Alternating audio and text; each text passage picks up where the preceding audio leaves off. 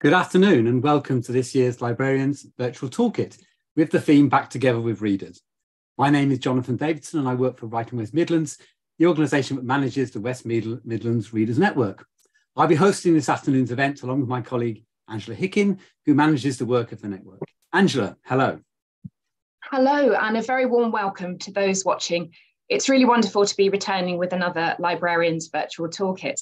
It's our third year of live streaming and bringing what was previously an in-person conference online, condensed and open to a wider library audience. So we've got attendees from right across our own West Midlands region today, and also locations from Cumbria down to Hampshire, East Lothian to Southend. So welcome all and thank you so much for joining us. These earlier broadcasts from November 2020 and June last year are still available to view at the West Midlands Readers Network YouTube channel, where you're watching us from today, with conversations about still really relevant topics from a wealth of great guests. And today's event will also be archived there to enjoy again at leisure or to share on with your colleagues. So our toolkit programme continues to discuss topical issues that are central to the way that we as library staff and literature professionals connect with our readership. We'll be bringing you a range of speakers in presentations and panel discussions and looking at the benefits of books, of shared reading, of connecting people through a range of literature in different settings and bringing people together socially to feel a sense of belonging and community, with reading as the spark. We'll be looking at reader development initiatives and projects and partnerships with examples from here in our own West Midlands, but also nationally. You should have received a link to the programme and the running order with information about our wonderful speakers in your reminder email. It's also available at the West Midlands Readers Network website under latest news. We'll put a link to that in the chat. And for those of you who don't know us, the Readers Network is an Arts Council England funded scheme, also supported with annual subscriptions from the library authorities in our region. And our work strands include readers in residence, the commissioning of short stories where a writer is paired with a reading group to inspire new bespoke stories, the brokering of author visits to libraries and to independent bookshops, and other wonderful creative reading projects, plus training and support for library staff like today, which we really hope that you enjoy. But for now, I'm going to hand back to Jonathan as he introduces the first of our guest speakers. Thank you very much, Angela. So we begin the Virtual Librarians Toolkit with our keynote address. And this year we are delighted to have with us Isabel Hunter, Chief Executive of Libraries Connected. Isabel will be reflecting on where public libraries are post-lockdowns, and we'll be hearing about library footfall and borrowing levels, and she'll talk about the changes to how services are delivered. Isabel will also look at how libraries have mobilised for the current cost of living crisis. I know this will be a fascinating presentation. I'm going to leave the screen shortly, and would you please welcome Isabel Hunter.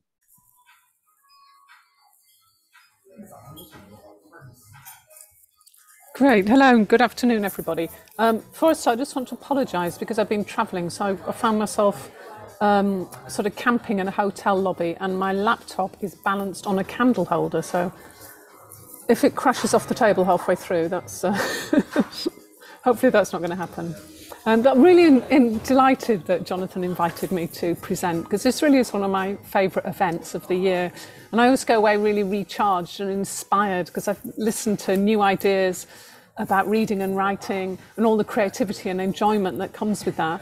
And it's really is work that's absolutely at the heart of what libraries do. And I think, as Angela said, what libraries do with reading, it's all about sharing, helping people feel that they belong somewhere, building communities, making sure that reading, which sometimes can be a solo and reflective activity, but how can it also be something that really helps build our communities and helps people feel better about their lives? So I think it's really good timing now to start reflecting on the pandemic and where libraries are at. I think some of the dust has settled on it, and we're now starting to see some of the patterns, some of the longer term impacts of the pandemic are becoming more obvious. So I was thinking right back to the start of the pandemic when we didn't really know how it would play out. We didn't really know what would happen. But at Libraries Connected, we adopted a recovery model for libraries as part of the work we did to develop the toolkit to help libraries operate during lockdown. But we took a leaf from the book of relief agencies, organisations like the Red Cross. So they talk about the different stages of responding to major disasters such as earthquakes and wars. So the first stages of response are about stabilising, saving people's lives, stabilising things and restoring skeleton services. But they also talk about the final stage, which is really important. It's about understanding how that major disaster or that major trauma has changed the world forever, and about how services now need to be developed in new ways and not just put back as they were, because the population has now got very different needs. And of course, on top of that, the world doesn't stand still.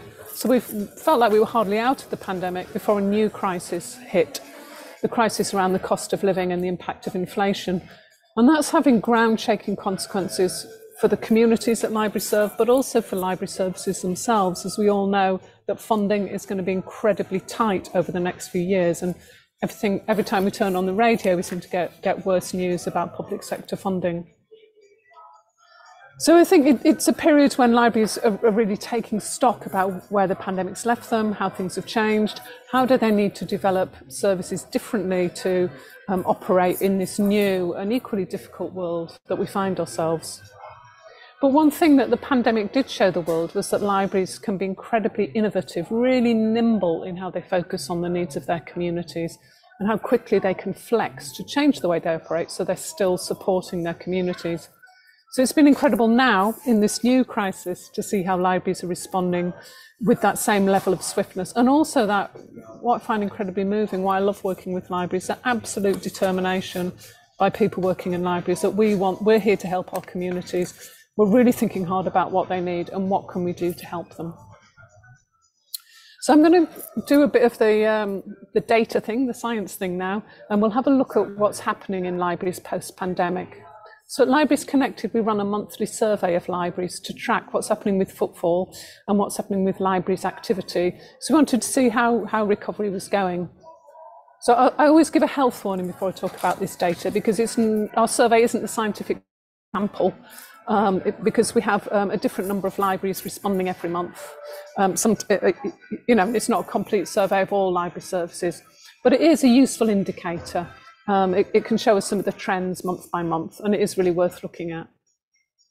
So the headline news is that library footfall is still not back to pre-pandemic levels. It has been on an upward trajectory since the first lockdown was eased. And now it's at about 70% of the old levels. So some libraries are doing much better than that. Some are still finding it more difficult. For average, across all services, it's about 70%. And for a while now, we've been tracking library footfall against high street footfall data. And it's been really fascinating to see how the two lines have really tracked each other. When there's been a spike in high street footfall, library footfall has been the same. It's just that high street footfall has consistently been higher than the recovery of library footfall. But interestingly, over the last few months, there are signs that high street footfall is starting to level off at around 85% of pre-pandemic levels, while library footfall is still creeping up on that upward trajectory. So over the next couple of months, we're going to be watching out to see what impact the cost of living crisis has. Does it mean that fewer people will come to the high street for shopping and dining out? Will that affect library footfall? Or will the free offer of libraries become more popular so that library footfall remains on that steady upward path, even if the high street as a whole and shops see fewer people? So that's something that we'll be carefully watching over the next 6 months or so. So although footfall and people coming into libraries haven't returned to where they were, it's fascinating that book lending has pretty much recovered and looks to be at about 95% of pre-pandemic levels. We've even had some services, such as Merton in South London, reporting that they're actually now lending more titles, more books than they were before the pandemic, which is fantastic. So during lockdown, there did seem to be a pattern that people found reading again. They turned to reading for entertainment and for comfort and for information, and also for something, so that they had something to talk to their friends about. And there wasn't always much going on in lockdown other than what you were going to have for your tea. So it's great news that reading has remained really popular. People have got the bug. And many libraries think what's happening, the reason why there's lower footfall but higher lending is that their readers may be making fewer individual visits, so they're coming less often, but every time they come, they leave with more books, so that there may be something in that pattern. So again, it'd be interesting to see if that changes over the next few months. But we've also been looking, not just looking at the overall lending figure, but we've also been trying to look at what's the impact of digital lending. So there was a really well-reported surge in e-lending at the start of lockdown, because of course it was the only way people could get hold of books. So it was amazing early on to see libraries switching on new ways that you could join the library online. You didn't have to come in with paperwork. So, that again helped draw more people to that e-lending offer. So yeah, it's great to see people have remained hooked on e-lending. So it's obviously leveled off from that very early surge at the start of the pandemic, but it still remains at about 180% of pre-pandemic levels. So it's quite clearly here to stay. And yeah, it's very interesting. You also had a bit of a spike over the summer. So did people, rather than filling their suitcases with holiday reading, were they filling up their phones and other devices? It's a great way to be able to take a load of books on holiday without using up all your luggage allowance. But the increase in digital lending is has got a slight disadvantage.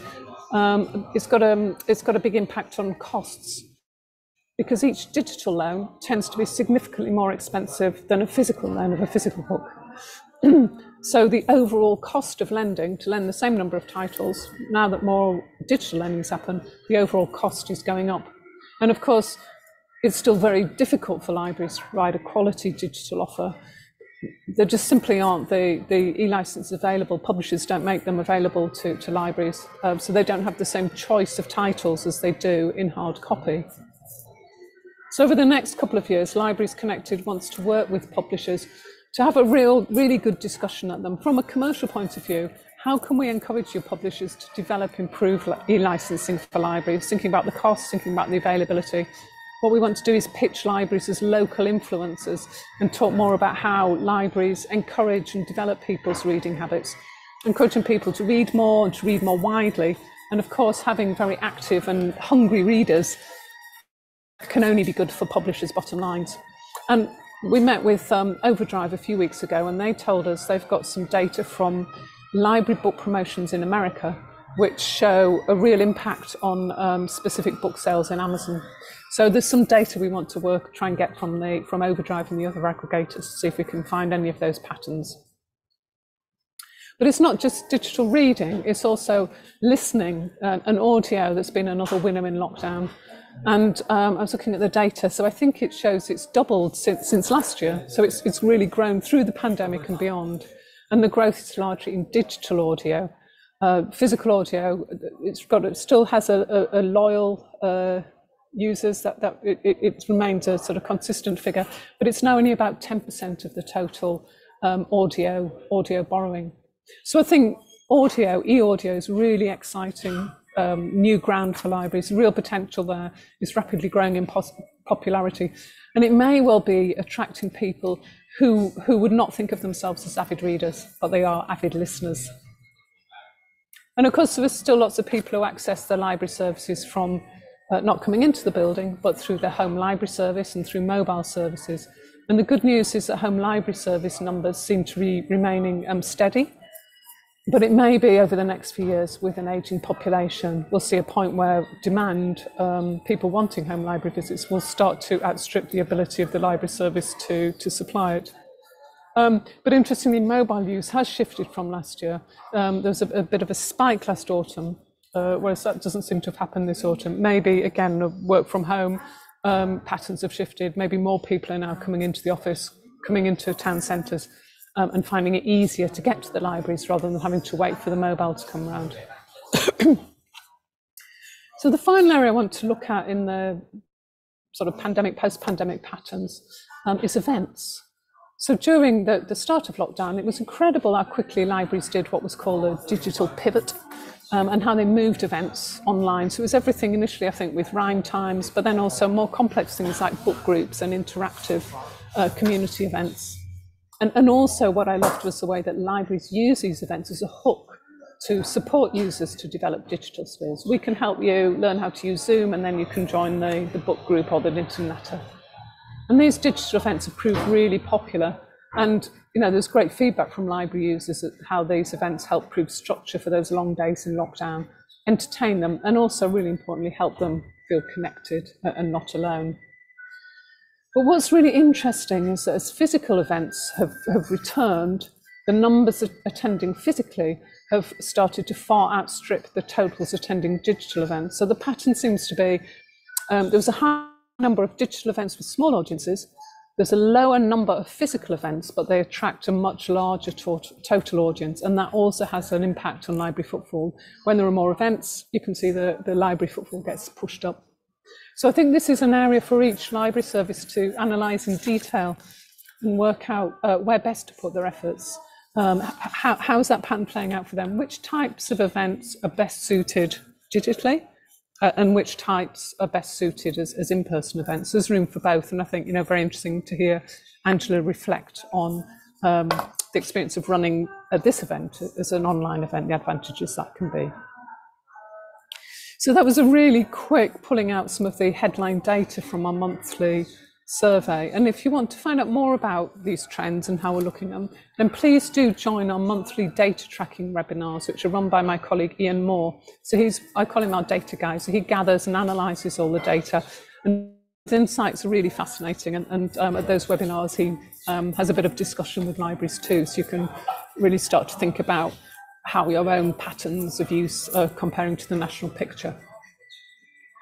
So in the next few minutes, I want to look at some of the innovation that's been happening over the last few months in this initial post-pandemic period, because I think it really is showing how libraries are in that final stage of recovery, how they're realising that the world around them is different, and you're reshaping your work in response to the new challenges you're facing. So there's been really amazing work to support the influx of Ukrainian people coming to the UK. So that's a crisis that happened really, really quickly. And the large number of people coming into the country in a very short space of time. But libraries leapt into action really quickly, not waiting to be asked. Libraries on our online community were saying, right, what are you doing? What can we do in our library service? It was really, really proactive. So it was partly about developing the existing offer many libraries had for refugees and newcomers. And within it, there was a real focus on reading materials. So many libraries pushed the suppliers to source books in Ukrainian and Russian for adults and children. And there's been a really, really enthusiastic response to the dual language books that we secured in partnership with the Ukrainian Women's Organisation that we've been able to send out to libraries across the country. And I think there was such a strong focus on children's reading materials because everyone recognised how books and stories could help provide comfort for children who've been through, unimaginable trauma, terrible times, but how the books can help them feel welcomed. And also on a practical level, how the dual language books can support them to learn English in a lovely, relaxed and friendly way. But sort of wrapped around handing out the books, it wasn't just, here you have the book and go away. What I loved was the way that the books were part of a package of activities. So libraries put on sort of tea party afternoons where people could come along, Ukrainian people with the host could come along and relax and enjoy themselves and take away the books. So again, it's books very much as part of that sharing, belonging and community were absolutely at the heart of that work. So another innovation that's happened really quickly over the last few months is to develop the work that began in lockdown, where libraries started working with charities and food banks to support disadvantaged families through lockdown. Now this work's expanded in response to the sadly ever-growing number of people who are suffering the cost of living crisis. So this summer we saw a lot of libraries participating in holiday activity and food programmes. So that's where they link fun events, often with the Summer Reading Challenge at the heart of craft activities, and they were linked to lunches and catering for children. And it was all about, again, community, sharing, enjoying, belonging. And you know, no stigma. These events for everyone in the library. They're not you know, a lunch for poor kids in the poverty centre. So it's a really, really lovely experience over the summer. And this type of work of bringing together reading, activities and food, that work's set to continue over the winter. So over the last few weeks, we've been having a lot of discussion with libraries about how they're developing their warm winter programmes. And this is often in partnership with charities and community organisations. So in many cases, again, extending and building on partnerships that were initially developed during lockdown. So the winter programmes are not just about letting people come in and sit in the library in a kind of passive way. It's about being really proactive in providing a really properly warm welcome. So I've been thinking about how can I animate my library space with activities? How can I bring in more comfortable furniture?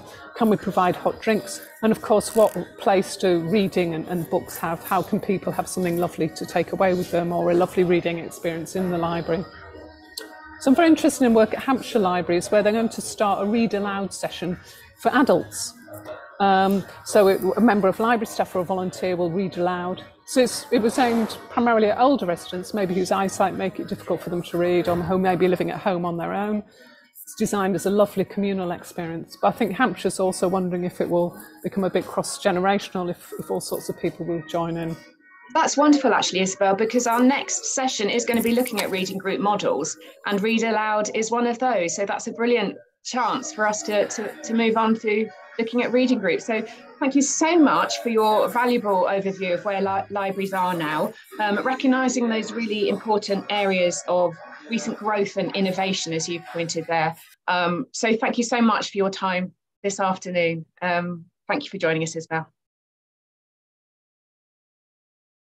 Well, now we're actually going to be moving on to our first panel discussion, and I am delighted that we are going to be focusing on reading groups in their many, many guises and exploring the benefits and the models that are available.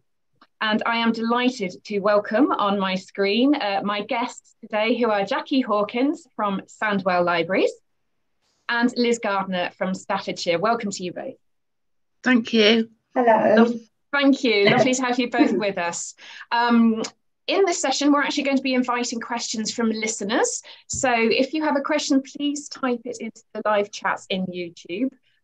Please say where you are tuning in from, where you're watching from today, and then your question, who it's for, maybe for both of our speakers, and we'll select some of those to put to our guests, Jackie and Liz. But I'm actually going to start, if I may, with Jackie and ask you if you can give us a bit of an introduction to Sandwell Libraries and their support for reading groups. Yes, thanks for inviting me today. I'm not used to being this side. I'm normally on the toolkit looking out for great ideas. But we have 19 libraries in Sandwell, and we have lots and lots of reading groups in different guises. But the one I wanted to talk to you today about was at Thimble Mill Library. Thimble Mill Library, the reading group there is called Bearwood Bookworms. And Dan Letchford and Gavin Young started the Bearwood Bookworms back in 2014. Dan is visually impaired and loves getting out. He loves to go to community gigs, all the events that they put on loads of events at Thimble Mill Library, music, theatre. You'd often see Dan with his dog Midge. And Gavin Young was a storyteller from Utter Bearwood, a storytelling cafe at Thimble Mill Library. It was these connections that came together to start a visually impaired reading group. And this was then aimed initially at just visually impaired users. However, the group quickly adapted, and it was offered to anyone who struggled to open a book. Gavin would read a book that had been chosen via the group discussion. This could be anything from the latest crime novel, non-fiction, just something that was chosen off the shelf. This then evolved into inviting in local authors, and they would read their books to the group. And the group were really good critics, so it kind of worked for everyone. And if the group's now in its 8th year, they have about 12 people attend.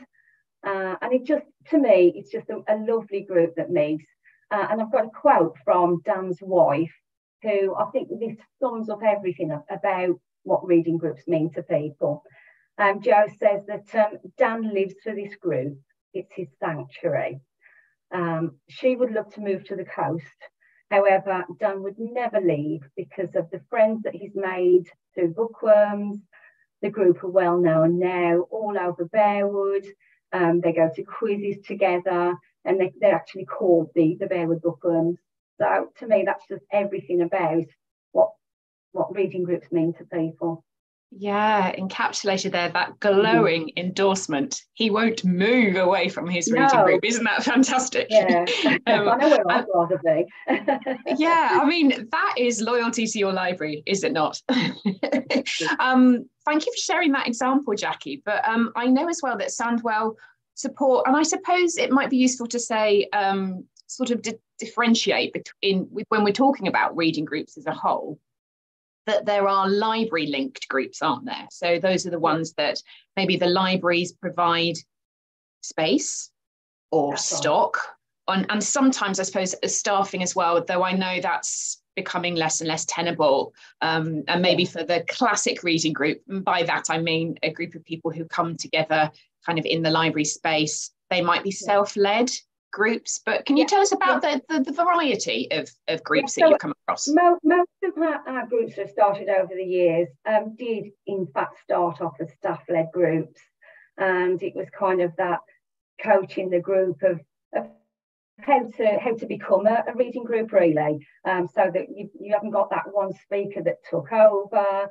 You could tease out something from that quiet person that wanted to say something that didn't.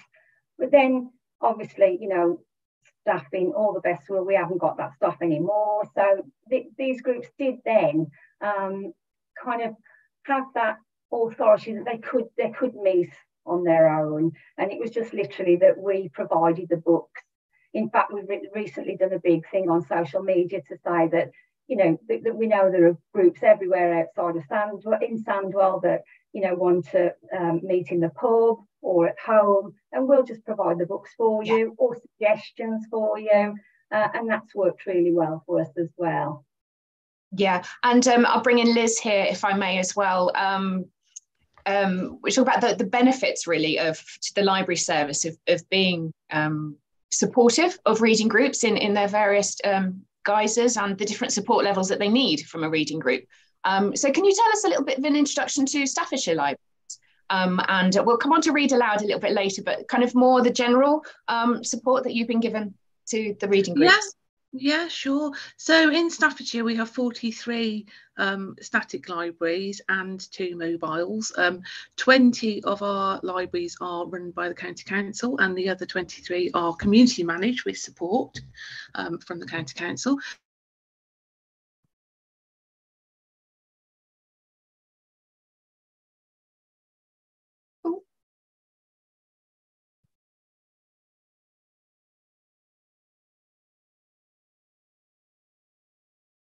Is it just me, or have we lost Liz?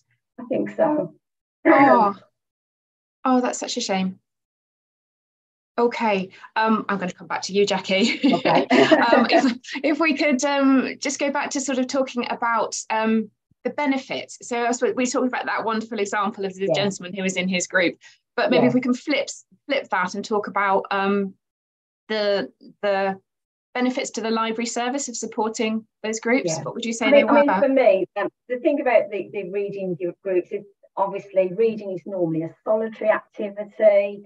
However, we all know that people who love reading just want to tell everyone about the book that they're reading, and they want everyone else to read that book. So it's just a reading group is just that chance that gives them that chance to share and to be able to do that. But I think obviously it's the power, what I said about the gentleman earlier, it's the power of the friendships that form within these groups. The benefits of the service, I think for me, in an age where we're very often always self-serve, our staff kind of sometimes lose that interaction between our customers and our staff.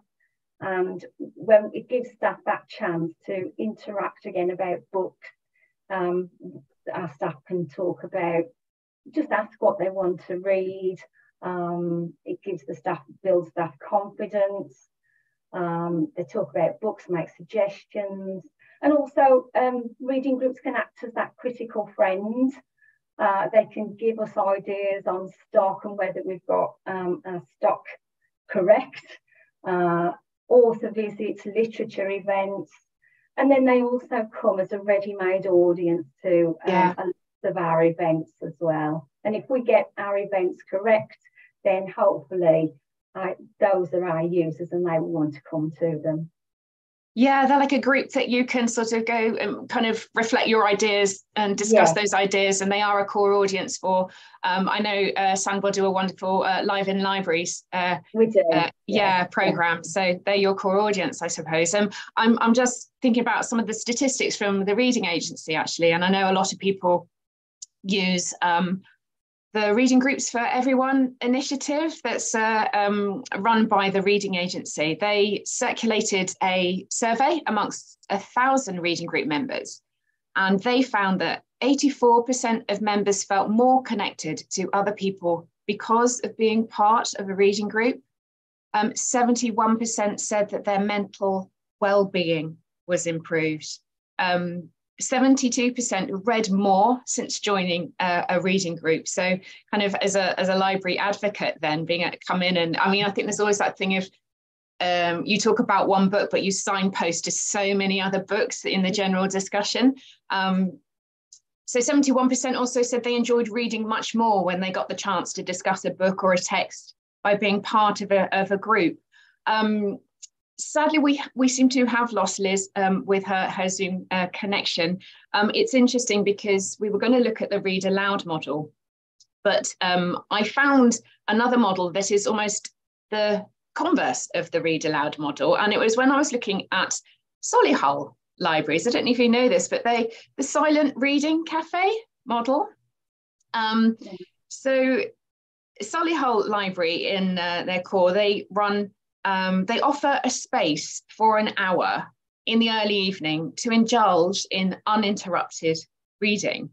So it's sort of, I suppose, giving people the opportunity to just switch off from the mad panic of life, usually, and to devote the time to being able to enjoy a book. You can do it solitary, and then at the end of that hour, it's followed by a chance to meet and chat, should they wish to, but no obligation to. And I was going to ask Liz about the example of the Read Aloud model, which is the complete opposite, which is bringing people together to share reading.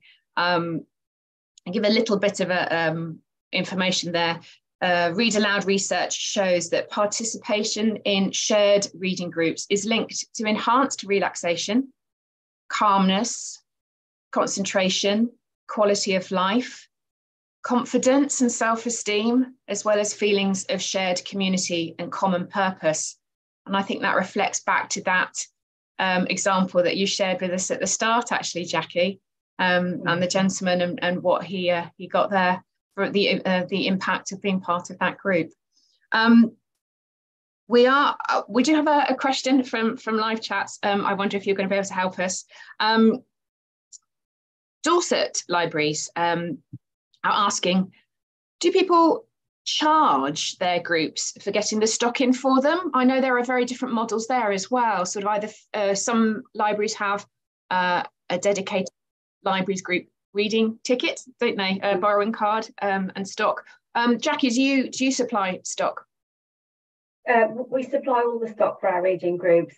Many years ago, when we started groups, we went along the lines of having lists of books that we've got X amount of, but that quickly went away because we almost felt like these books were just sat on a shelf somewhere going dusty until someone asked for them, and they were quite quickly read out as well. So most of the time, having 19 libraries, we can get in enough copies for each group. We always tell the groups, give us enough time because we've got to, reserve them in. But yes, all of our groups are run for free. We do have a few that meet in libraries of an evening as well, and that's also done for free. Yeah, okay. Essex Library Service are asking a question too. The national trends on footfall that Isabel was talking about are really interesting. I wonders if reservations have gone up nationally since the pandemic. I wonder, Liz, you're back with us. Do you know? Sorry about that. It's all right. It's lovely. I don't know what happened. Oh. I wonder if you know, sort of just from your own experience within Staffordshire libraries, whether there has been an increase in reservations. I think there has been. I think that's partly due to people reading more physical books again over time. I mean, obviously, ebook use is huge still and ever growing, but I think as well there's a lot more requesting going on, and I think we're still getting a lot of people who want to use order and collect and that kind of thing. So I think it's not just about requesting because they know what they want, it's also trying new things as well. And do you charge for your reservations, or have a lot of library authorities stopped? Yeah, we do. Yeah, we do. Yeah, you do charge. Yes. Yeah. It is different across the board, isn't it? It is different. The trend seems to be that the sort of the towns and the cities tend not to be charging or have changed their charging model, whereas the shire counties like ourselves, we are quite reliant on the income. So that's a consideration, obviously. Right, Liz, as we have you back, and I know we're coming to the end of our session, I'm going to ask for a sort of a 2-minute or less introduction to Read Aloud groups, if you don't mind. And interestingly, from Dorset Libraries, they say, are the Read Aloud groups run as shared reading groups that are similar to the Reader organisation, or is it a slightly adapted model? I wonder if you can introduce them to us. Yeah, it's an adapted model. So what we've done is, and the first group we've started is in East Staffs, where I'm based, and it's run by a volunteer. It's not run by staff at all. And obviously we support, in terms of training and guidance and things, but it's all volunteer led. And it started off very small. It started off because it was something I was quite keen to do and try, but then I was able to get volunteer involvement. And the group it's round about sort of 10 to 15 people. Some people don't come every week. Some people sort of drift in and out. It depends what they want to do. The concept really is that you don't have to come and read something aloud. You can listen to other people reading. But what we do encourage people to do is to bring something that they want to read. So it can be, people have brought poems, they've bought things they've written themselves. Sometimes they want to read a passage from a book. Some people have bought letters that have meant something to them. Somebody even bought their shopping list, which was quite interesting. They bought a sort of before the cost of living crisis shopping list and one from recently. And then we had a really lovely discussion about, what you're kind of choosing to buy or not buy and the changing prices and things. So it's if anything goes, basically. We're quite open to things, really, and what people want to bring and read. The idea, it's the action of reading aloud that matters, not what you're reading. And in terms of who is in the group, is that kind of wide ranging as well? It's very wide ranging. We've got it's adults, but we've got people with mental health issues, people who are homeless, people who are lonely or isolated, people with visual impairments, people who are frail and elderly and can't necessarily read for themselves anymore, hold a book anymore. We've got people with learning disabilities. It's the whole gamut, really. I mean, it's a cross-section of society, to be honest. That's brilliant. Okay, I'm sadly going to have to wrap up this session, but just to say that moving forward, the West Midlands Readers Network is going to be doing some in-person training sessions in January, February and March of next year. We'll be looking at bringing people together to talk about reader development, refreshment, kind of the essentials of reader development, and sharing ideas amongst staff from different authorities. And I'm happy to say we will be offering a couple of Read Aloud training sessions as well to talk about facilitating those groups, marketing those groups to your community, and working with different partnership organisations to address their agendas as well. So thank you very much for a whistle-stop tour of reading groups. Thank you so much to Jackie and to Liz for joining us this afternoon. We will say goodbye to you now, but thank you for your time. Thank you.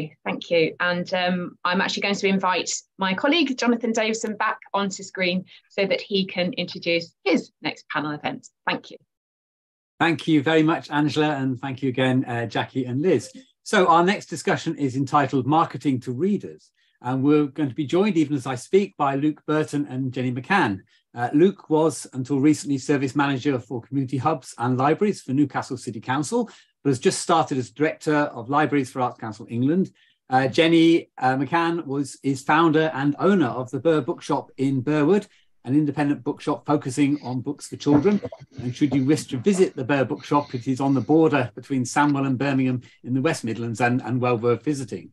So in this discussion, we're going to look at targeting marketing to readers through a variety of routes, including, of course, social media. We'll be hearing about both bookshops and library initiatives to engage with their readers.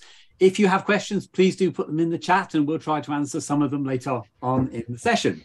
Welcome, Luke. Welcome, Jenny. I can see you both on screen. Luke, can I start with you? I know that you were responsible for many library service points during lockdown and beyond. Can you give us one or two examples of the targeted marketing that you did and that you and your colleagues undertook? Yeah, thanks, Jonathan, and thanks for having me here today.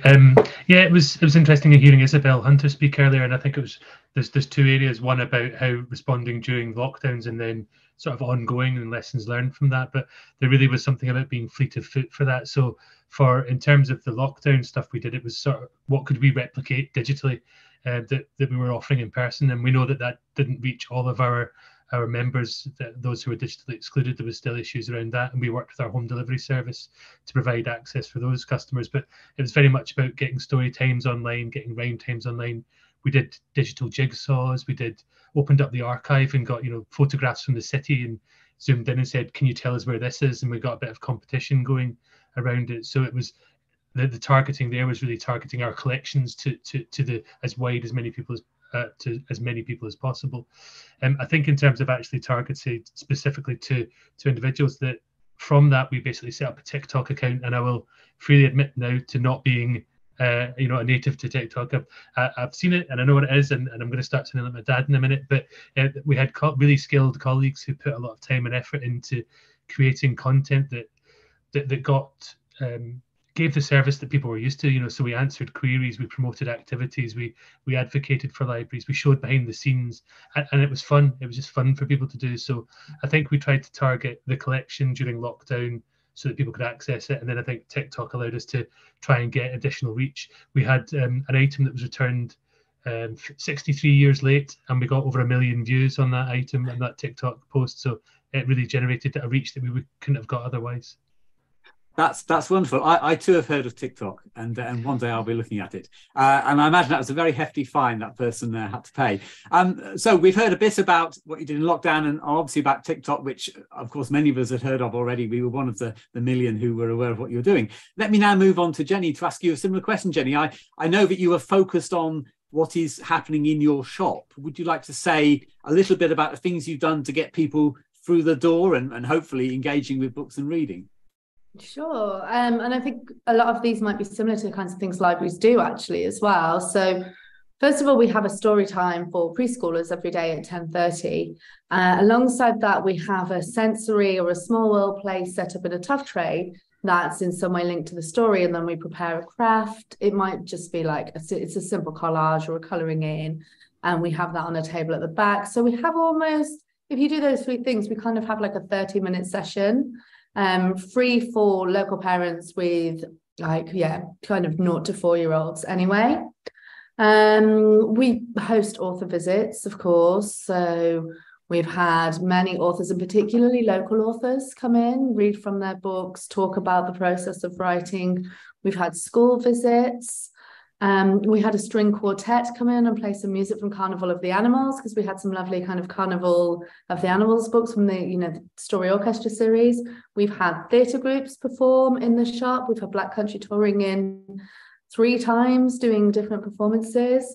We've had 2 local bakers in and make shaped biscuits, and the kids have decorated biscuits. And in the half term as well, that was super popular, is in our market there's a little store selling fossils and like shark's teeth and things like that. They came in and brought some of their stock to show, and we read a dinosaur story, and that event was just like so busy. The shop was absolutely full, and it was the simplest thing. But yeah, so we're always looking for kind of like creative and different activities that we can do in the shop that are going to bring people in. Yes, and I know from having had conversations with you before, because I do patronise your shop and spend far too much money there, but you're looking for ways of getting, shall we say, maximum value for money. You're looking for ways of not paying too much for this. I'll ask you that question in a moment, and then I'll move on to Luke. But how do you manage to spread your modest resources thinly? What kind of negotiations do you engage with in order to get a chat with shark's teeth to come through your door? Well, actually, they sold as well, so they also had a really good morning, and it's about that kind of collaboration with other local partners to maximize the reach for both of us, to use the kind of social media language. But in terms of marketing, like, that's what we're trying to do. We're trying to get more people talking about the bookshop, but then also, the fossil shop want more people to be talking about them as well. So doing something together kind of helps us both. Yes, I see. And you of course, are genuinely on the high street. So you have got lots of other people who've got a vested interest in getting more people to walk along that high street. Let me move to Luke then. I know that TikTok has maybe a modest cost in terms of being able to sign in for it, but obviously quite a lot of cost in terms of staff time. But with the other things you've done, were you able to invest money in that, or were you looking to just use resources which were pre-existing from other partners?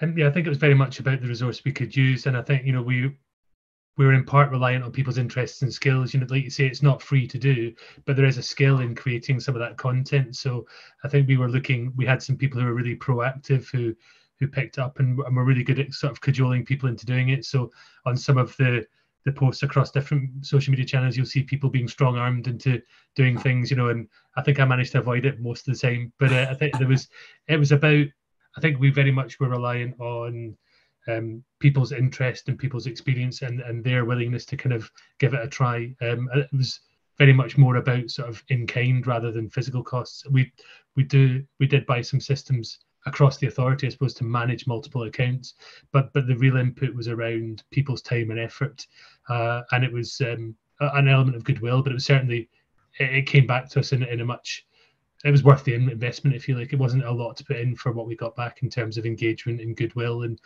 a lot of the time when you see social media posts on local authorities, it can be, why aren't you collecting my bin, and when are you going to fix the road? And that this is much more, healthy and sort of collegiate engagement, and it was a nice space to be in. Yeah, sure. So you're working on an inherent enthusiasm for supporting libraries amongst, we hope, most people in the community, even if they're not directly using them. Yes. Let me stick with you for one moment, Luke, and just ask you a little bit about how your library staff responded to these initiatives, whether they felt, and obviously I don't want you to be too candid, but whether they felt slightly that this was not the library service they signed up for X number of years ago, or whether they saw that this has to be the way forward because we cannot stand still. What was the general reaction? Did you have to persuade people? I think there was an element of persuasion. I mean, I'm sure a lot of people who are listening will, across library services will know that staff have been endlessly adaptable. When PCs came in, Wi-Fi came in, automatic renewals, issuing and discharging, all those things that came in, people kind of took them on. So there was an element of being used to change. Some embraced it more than others, I think it's fair to say. Some, a bit like Isabella again was saying earlier, it was a bit of a hook for people. Well, I'll learn to do this, and actually I can then engage with a local group of interest or follow some people that they have interest with. So it varied, I think, across the board.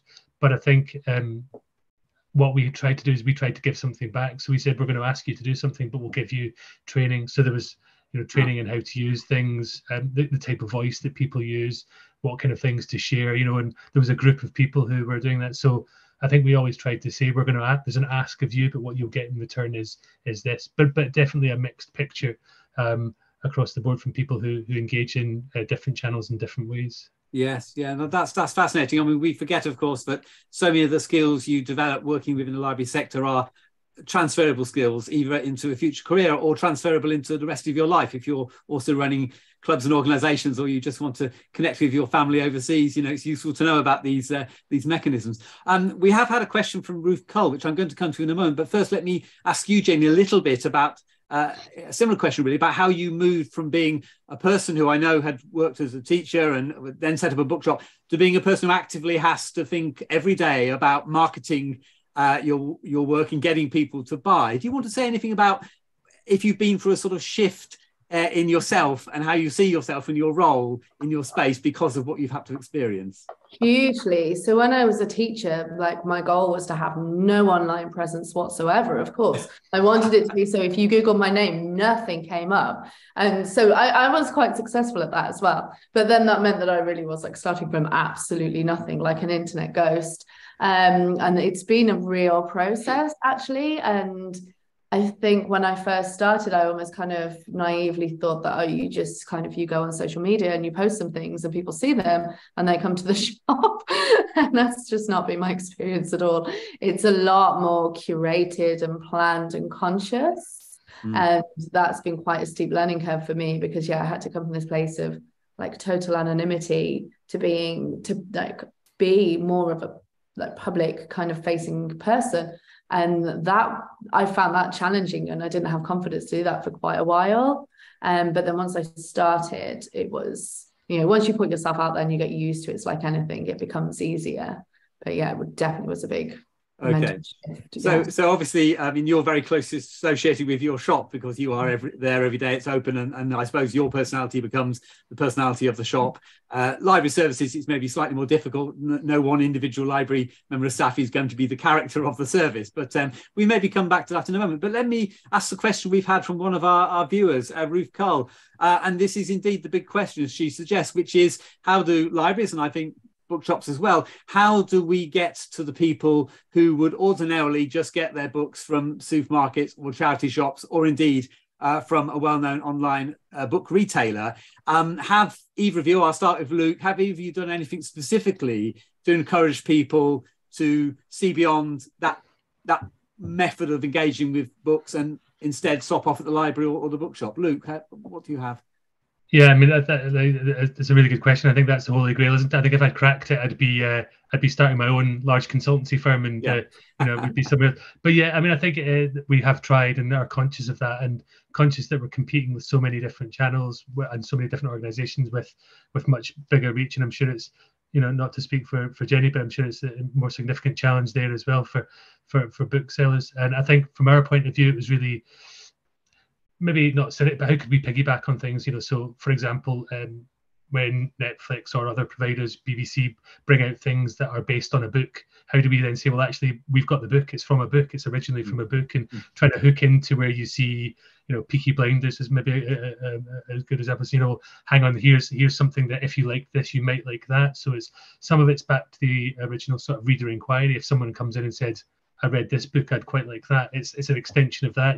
I watched this film, I saw this TV program. Well, actually, did you know it's from a book, and this is where you get it?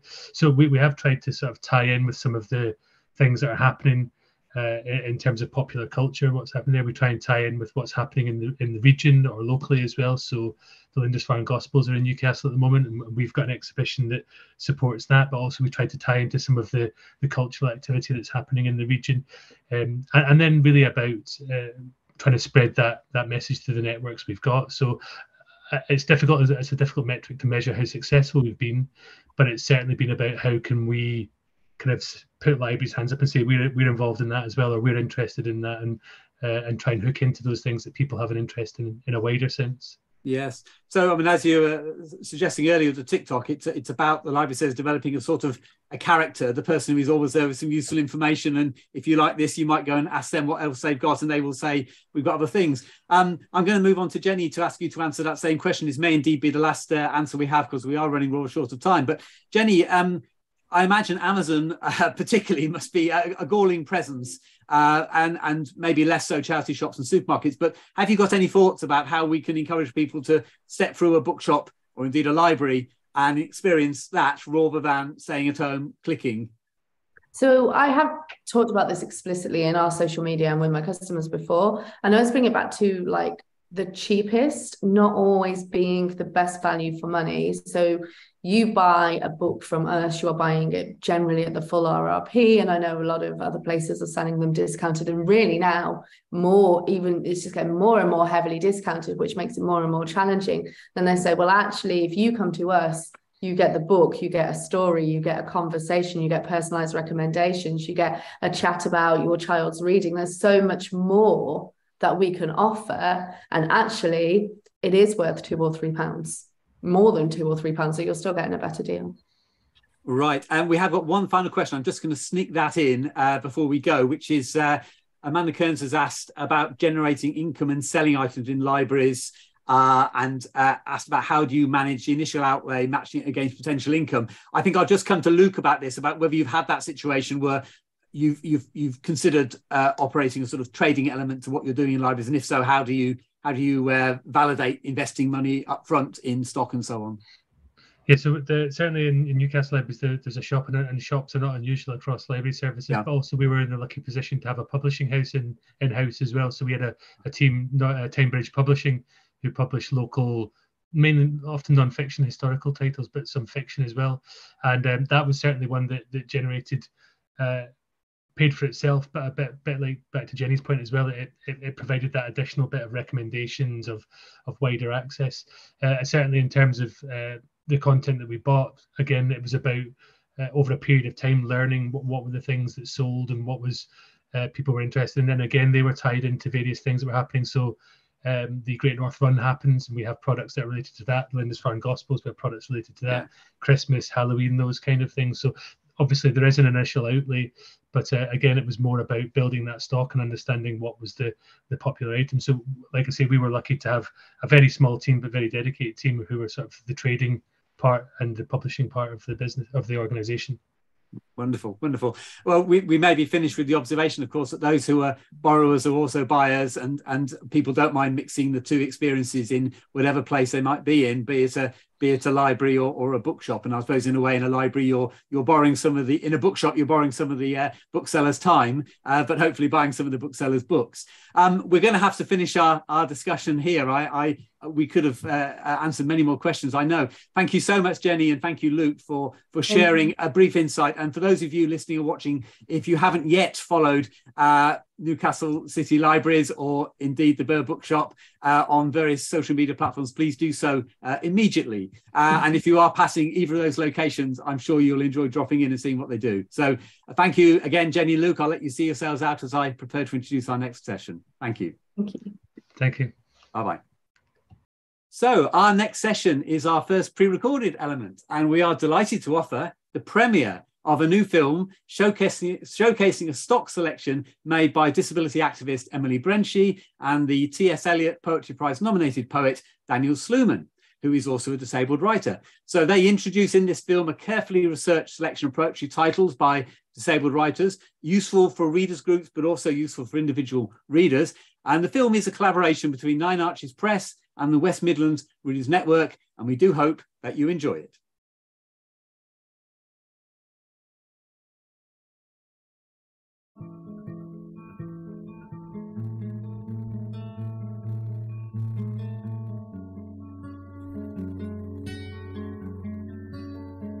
Hi, my name is Daniel Sluman, and I'm a poet and disabled rights activist. And today we're going to be looking at 5 contemporary collections by disabled, deaf and chronically ill poets. For anyone listening, I'm a white man wearing a pink shirt and I have brown hair. Hi, I'm Emily Brenshie. I'm Dan's wife and I'm also a disabled writer and editor. And for anyone listening, I'm a white woman with curly ginger hair, glasses, and a very cool blue top with Danny DeVito's face on it. So the first book we're going to be discussing is All the Names Given by Raymond Antrobus.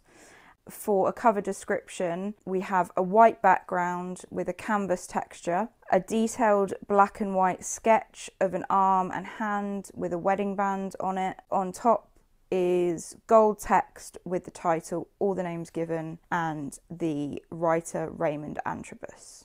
And this is Raymond Antrobus's second collection. His first collection won a couple of prizes, and this one was shortlisted for the T.S. Eliot Prize as well. And Emily is going to read a poem from it.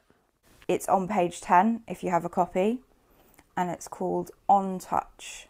And at the top of the page there is a quote from John Keats that says, "Touch has a memory, oh say, love, say, what can I do to kill it and be free in my old liberty?"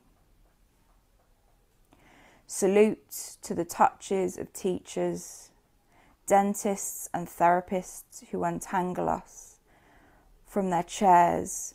Salute bin men, recyclers, carpenters, plumbers and barbers. Remember the way of moving that says your back has been rubbed, your neck brushed, your front doors cleared, your shelves stocked.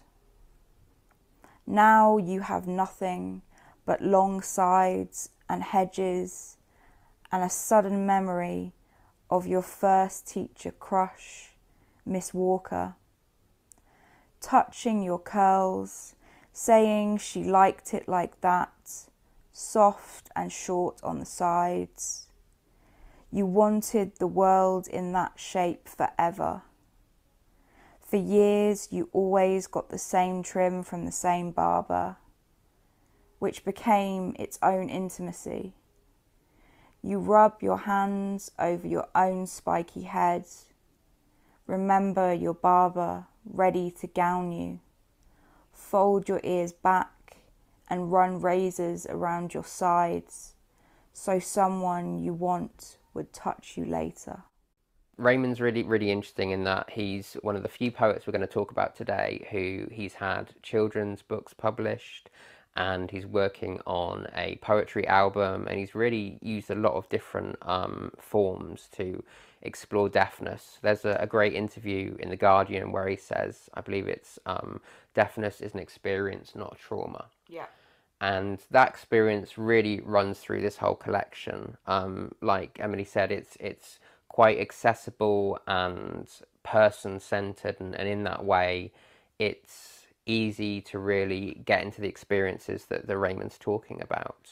Separating the poems are these little caption poems that are sort of sound bites threaded throughout the book.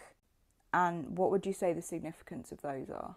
Well, I read an interview where Raymond said he was inspired by a deaf soundscape artist, and I think in this book it's a way of still putting the sound back into the poetry and kind of foregrounding it in a way that's very deliberate. And in general, this book not only talks about deafness, but talks about heritage, talks about colonialism, and I think it's going to be a book that a lot of people would really enjoy reading. The second book we're going to be discussing is Much with Body by Polly Atkin. A cover description, we have a swimmer's body floating in water of different shades of green. We have the title Much with Body in yellow text, and then the writer's name Polly Atkin in white text. And again, just like Raymond's, this is a second collection, and it was shortlisted for the Laurel Prize in 2022, and Emily's going to read a poem from it. It's on page 26 if you have a copy, and it's called Mountain. Mountain. Scar on the skin of the land. hypertrophic memory of conflict, buckled and thickened by a difference in process, grown out of accident, formed out of pain. It says, this is where it hurt, once, a long time ago. Earth could have forgotten, stone remembers. Two worlds met here, connected, pressed into one another, became something other. Surrendered futures. They say, this is where it hurt, when it happened, and for a long time after. Sometimes it still does. This is why we call them fell. Fateful, suspicious, like all resurfacing of selves we thought we had buried. I love that poem, and I think it really shows clearly what Much with Body is about. We have this idea of the body as a landscape in itself, and throughout much of this collection we have the Lake District, we have very much a sense of place, which we don't have necessarily with all of these books. So it's centered on the Lake District. We have this experience of chronic illness and pain written through the poems by Polly. And we have this added element as well of Dorothy Wordsworth. Yes, yeah.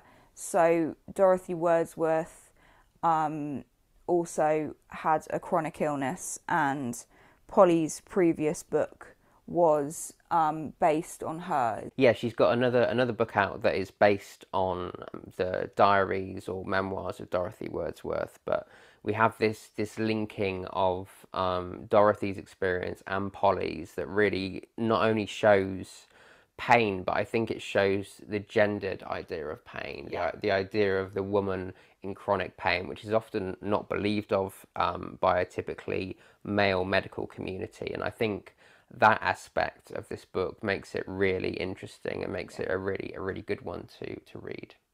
Yeah, and linking in the idea of womanhood with the landscape as well, and Mother Nature, and the experience of pain. Yeah, and it says, I read a blurb that said it's a very watery book, and it really is. Not only is the cover very watery, Polly talks about swimming in the lake, and they talk about how nature kind of brings the body back to some kind of balance. And yeah, I think it's a really good second book. The third book we're going to be talking about is Ultimatum Orangutan by Kairani Baroka.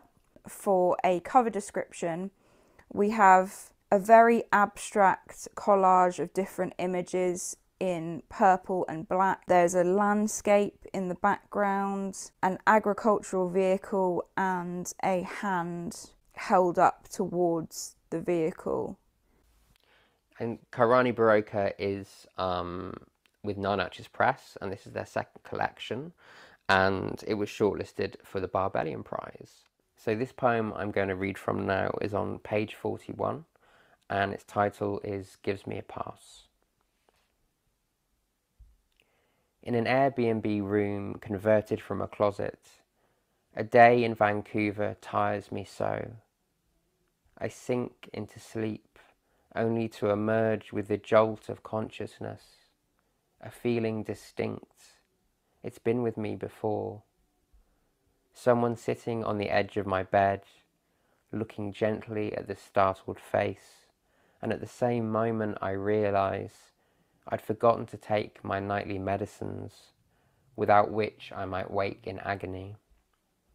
And I tell you, stranger danger, shadow of God, gold wind, angel type, sparkle shine, gin, grandmother martini, my grandmother sayang, my any one of the dead, I thank you from the very cavities of my bones, that perhaps you take inventory of travelling pills, that perhaps you are a pharmacist of the vast euphonious night, and 18 trillion hundred forms of varied potions found galactically, and here I am in unceded Musqueam territory for the first time, and trying a hand at survival in a fear-wrapped flesh blanket.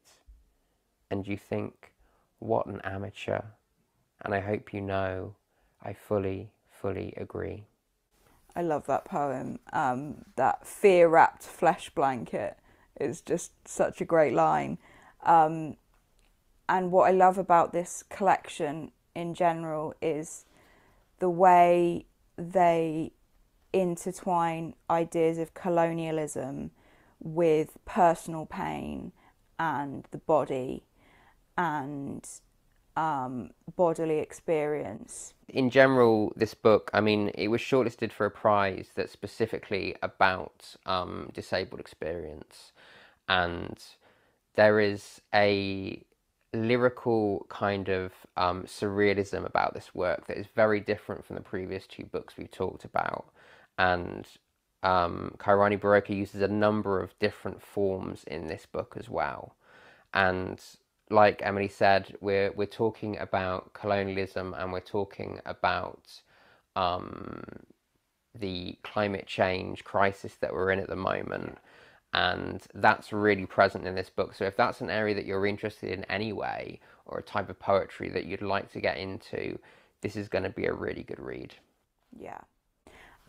Like you were saying, very experimental form-wise, like each page looks completely different to the last. And that's what I really like about this collection.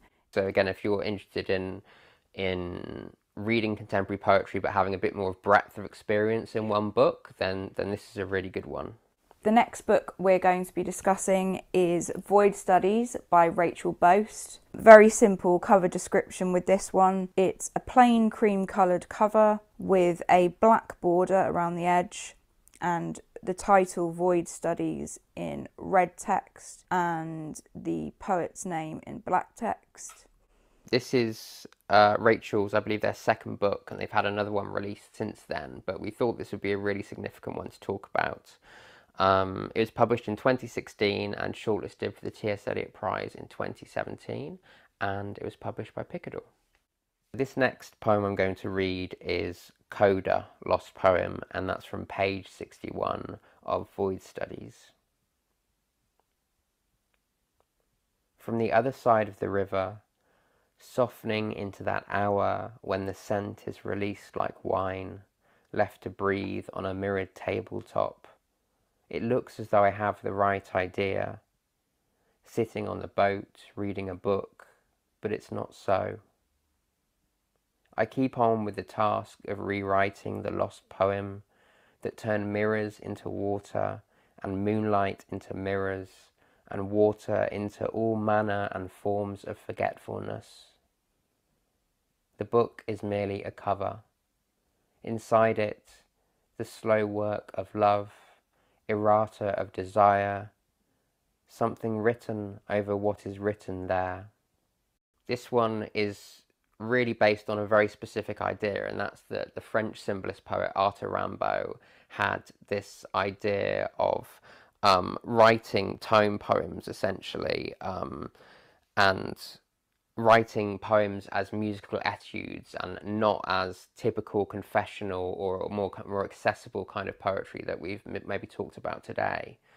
So all of the poems here are similar in length, and they're on a wide variety of topics, and I think we need to represent the breadth of contemporary poetry in that it's not all based on first person accessible kind of poetries. There is different things out there, and if you like more abstract poetry, if you like more experimental feel to your poetry, then this is a really great collection. Like I said, because it's based on Arthur Rimbaud and French symbolism, the images in here are so precise, so metaphorical. Everything feels very kind of watery and movable, and it's a very different experience of reading poetry than a lot of books out there. And at the same time, Rachel does write through and write about at times her chronic illness, And I think if you're looking for something that, again, is a little bit different from the ones we've talked about today, then Void Studies is a really interesting book to read. So the fifth and final book we'll be discussing is Girl Parts by Betty Doyle. For a cover description, we have a very funky, multicoloured 60s style floral artwork and a black and white image of a strawberry on top. At the top of the page, there's a white banner with the title in pink text and the poet's name in black text. And we wanted to give you some variety today. So a lot of the books we've talked about have been poets, and they're 2 books in or 3 books in. Well, this is Betty Doyle's first publication, and it's published by a wonderful independent press called Verve, and it's a pamphlet, so that means it's a smaller book than a typical full-length collection. I'm going to read a poem from Girl Parts. It's on page 10 if you have a copy. To Emin. I too have felt the power of eyeliner wings. Their sorry twins stained blue-black across the cling film of a pillowcase. The clear citrine glow around street lamps, the looking at the world through a Quality Street wrapper. The film of souring absolute orange and coke, its tar brown circle sticky and thick, captured in the base of last night's glass. The cramp in the gut, the trickle of blood against fresh linen, the wound, the split imprinted in crumpled knickers. The leap of hope at hearing a taxi in an empty street, the rust at the corner of a sleepless eye, empty pill blister packets, a hole in my tights. And what was it that you liked most about this poem and about this pamphlet in general? This poem really stood out for me as a lot of this pamphlet is to do with Betty's experience with polycystic ovary syndrome, and there's a real essence of womanhood, and not just womanhood but working class womanhood, that we don't get to see a lot in poetry.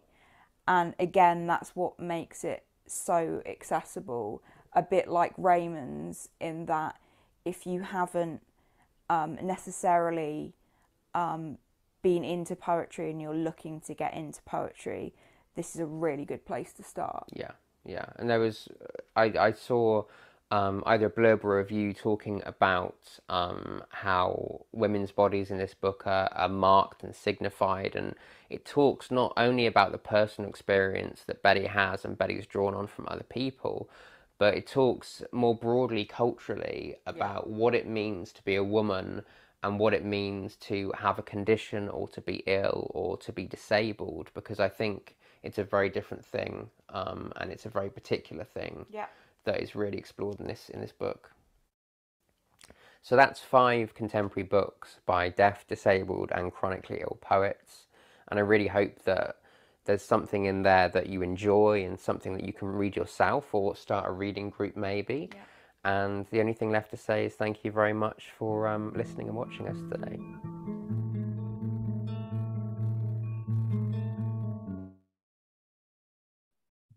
Well, I hope you enjoyed that fascinating film and beautiful readings from Emily and Dan, reminding us that poetry is possibly best experienced when read as the reader or as the listener.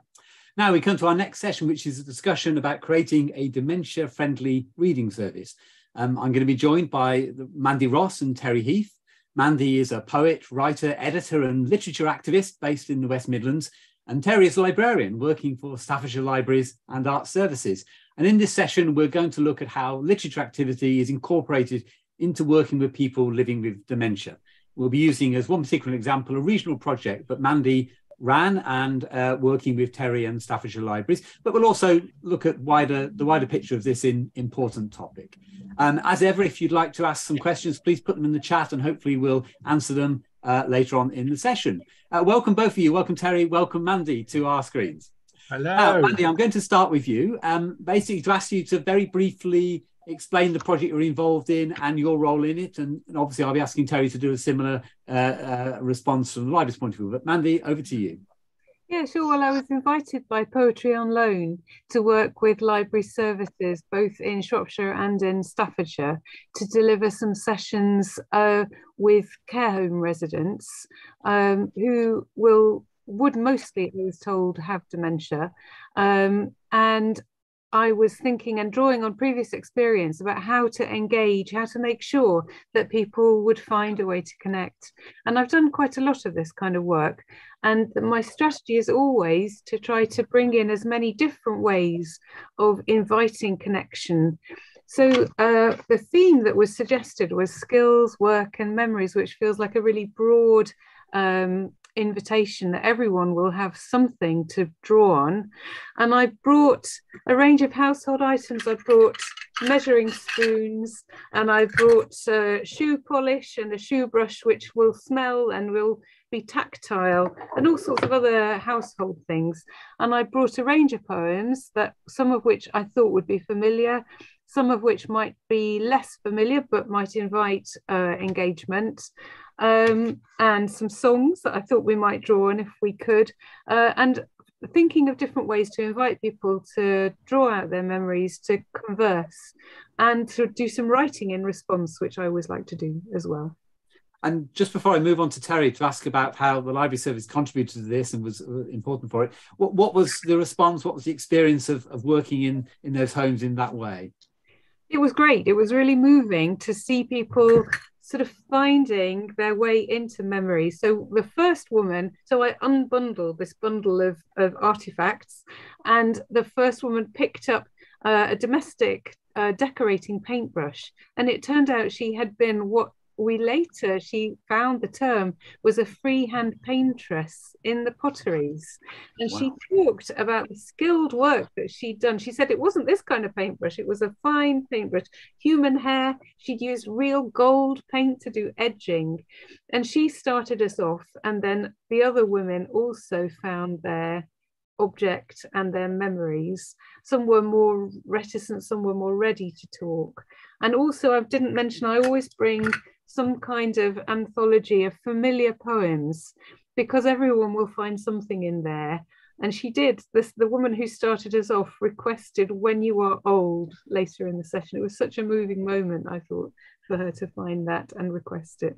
And some of the women read out poems that we used in the sessions. Yeah. So felt like very inclusive ways to invite people to take. Well, that sounds absolutely wonderful, and thank you for telling us about that. Now let me move on to Terry.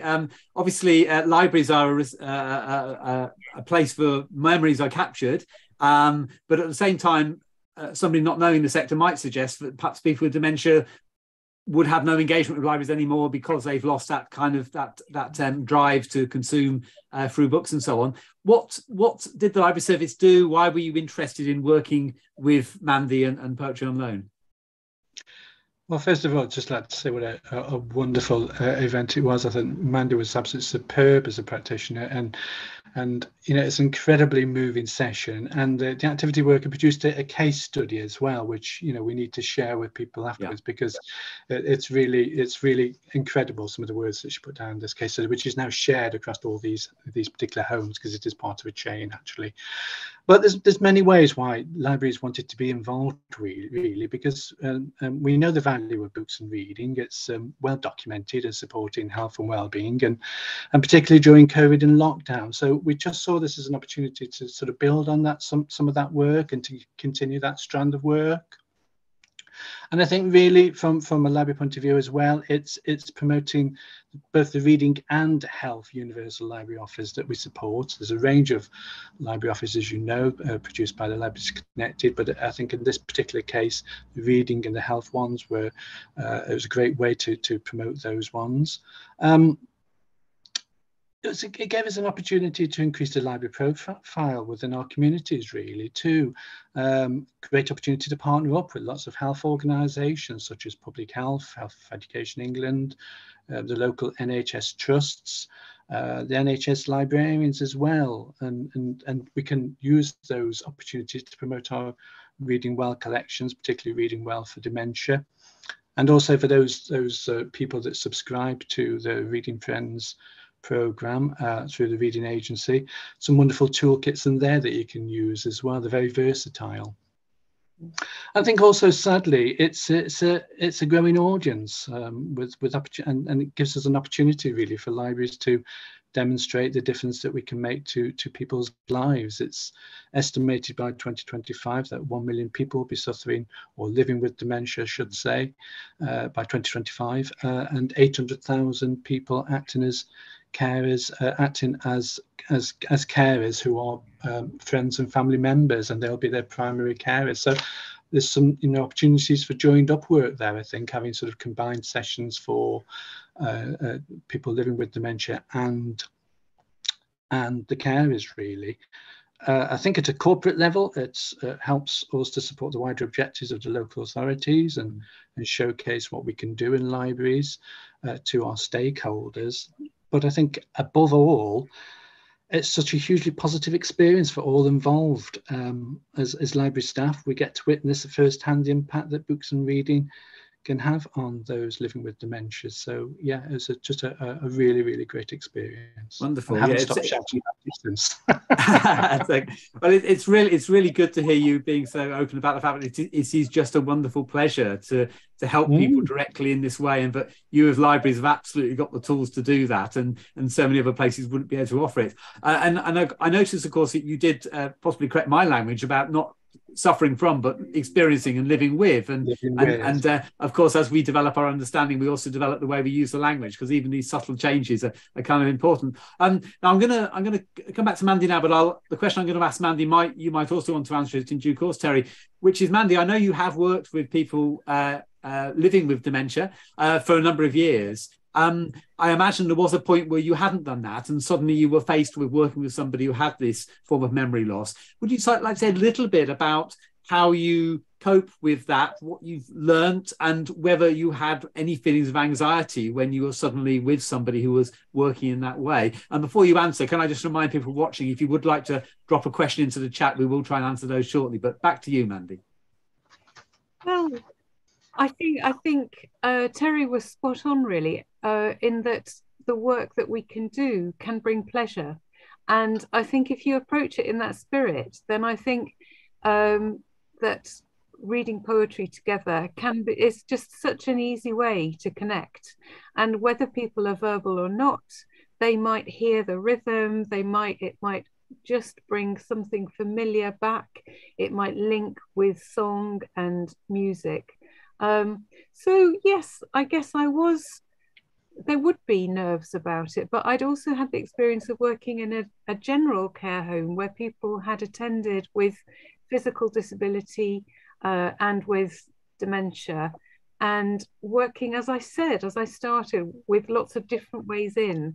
The comment from the care home worker was that this allowed all sorts of people to come together to share experience that otherwise they wouldn't sit around a table together to do something together. And I think if that's your starting point, how to invite people with different levels of capacity, then it feels as though it's an easy route to sharing something that is easy to enjoy. And I'd also like to say that I think the libraries can support activity workers and carers to find their way to that sort of activity. So it feels like a win-win, really. It's cheap. Yes. Yes, I'm sure it must be a comfort to people in that situation to know that the library is going to be interested, is going to think they can help. Whereas, of course, as we know, people who have various conditions are increasingly not welcome in spaces, in commercial spaces, where they won't have the time for people. Let me move on to ask you a sort of similar question, Terry. I'm aware, of course, that as library staff, you're used to facing all sorts of people, and nothing phases a librarian because every type of person has walked through your doors. But would you like to say a little bit about how your staff have responded to being in a situation where they might be working or engaging with people living with dementia? I think a lot of our communities work in with an organisation.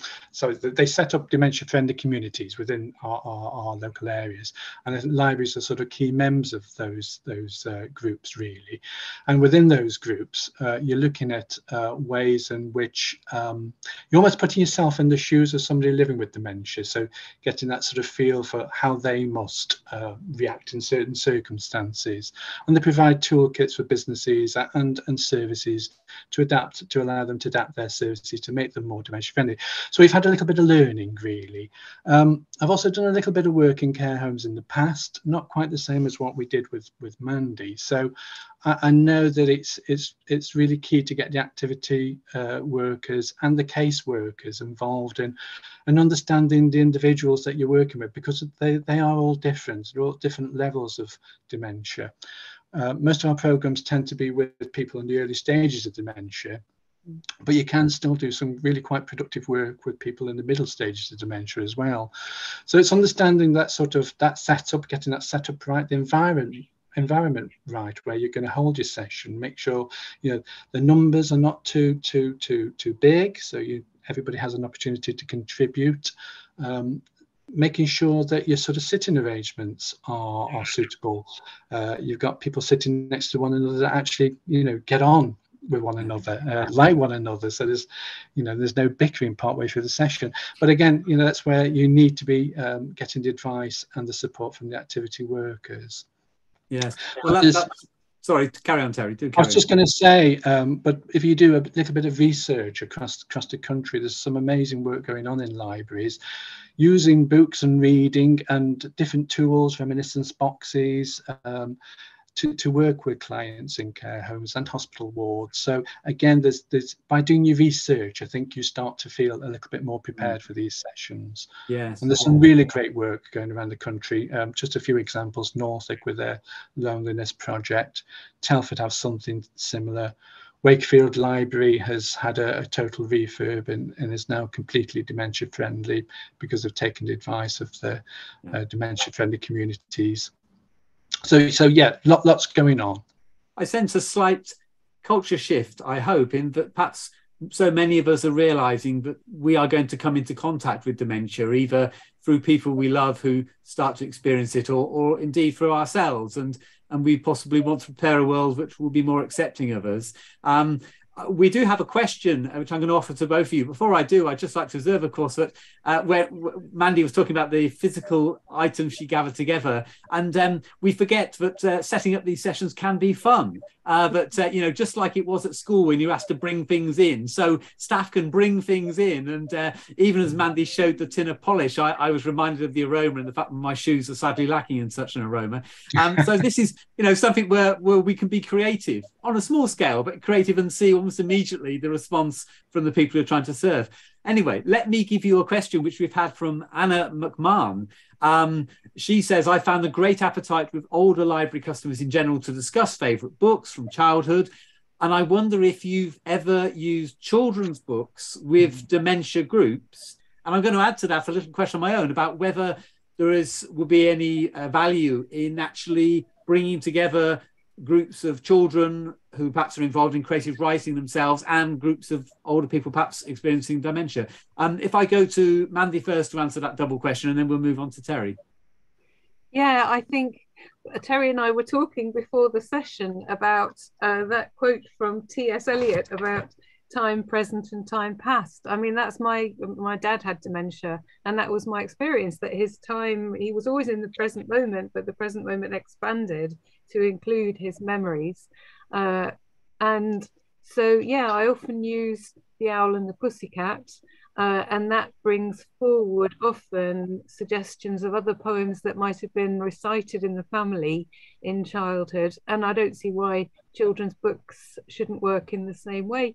And the folk tales just feel as though they're so rich and bring forward feelings and memories, that all that richness I think you can draw on.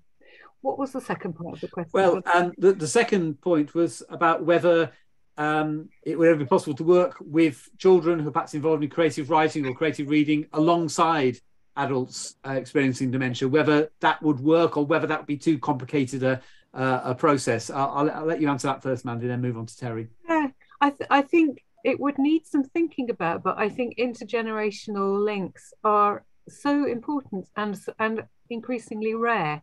And I think places of worship, you find them, and if you're not involved in a place of worship, then I'm not very sure where people meet across the generations. So I think any excuse to explore possibilities for intergenerational work, I think it's really interesting stuff. Okay, so we should look at that. Let me move to you, Terry, to answer those questions about using children's literature and also whether actually working with young people, with older people might work. We have used children's fiction, particularly classic stories, classic fiction, both adult and children's actually, because they tend to be books that older people tend to remember from their childhood, and particularly people with dementia. And fairy tales, absolutely, they've been popular. A popular book that I've used recently, and this was an intergenerational session with early stage dementia people and children, was Lost Words by Robert Macfarlane. So I'm just a huge fan of anything that he does. It's a brilliant book, and we could sort of recreate or imagine names of birds based upon their behaviours, and it was just great fun for the adults and the children to both participate and support one another, and we had huge amounts of laughter and fun at the same time as reading and learning. So yeah, it was just tick tick tick, really. Wonderful. Of course, the challenge is to give your staff, Terry, the time to develop these skills and have the time to work with these users, and for Mandy, for you as a freelance artist, to find the funding to allow you to spend your time doing this. I'll, as a final question from me then, Terry, do you feel that perhaps the wider world, your stakeholders and so on, are more understanding of the importance of this kind of work than might have been the case 5 or 10 years ago? Oh, definitely. I think we've got a huge amount of support in terms of our health offer, and the health offer always leads into the reading offer as well. So they're sort of both combined, really. At a local authority level, our work with the reading agency, it really creates a sort of higher profile service that the library is able to offer. I just think, there's so many things, there's so much scope out there, and it was really nice to hear earlier Angela talking about some of the training that's going to come in the beginning of the new year for library staff to be trained in reading aloud. I think that would be really, really good, and just perfect timing, really. I think it's something that's there's a demand for it now, quite clearly. Yeah, wonderful. We have run out of time. I'm so sorry. I'd love to have more conversation with you. I'll just leave us both all with 2 notes. I mean, one is I myself, with my mother who has some dementia, have taken to recording her on my phone, reading poems and so on, purely for a selfish point of view. But I want myself and my children to have this memory of their grandmother reading. And of course, she brings a certain quality to that reading, as you can almost hear her memories being revived as she reads I Wandered Lonely as a Cloud or something.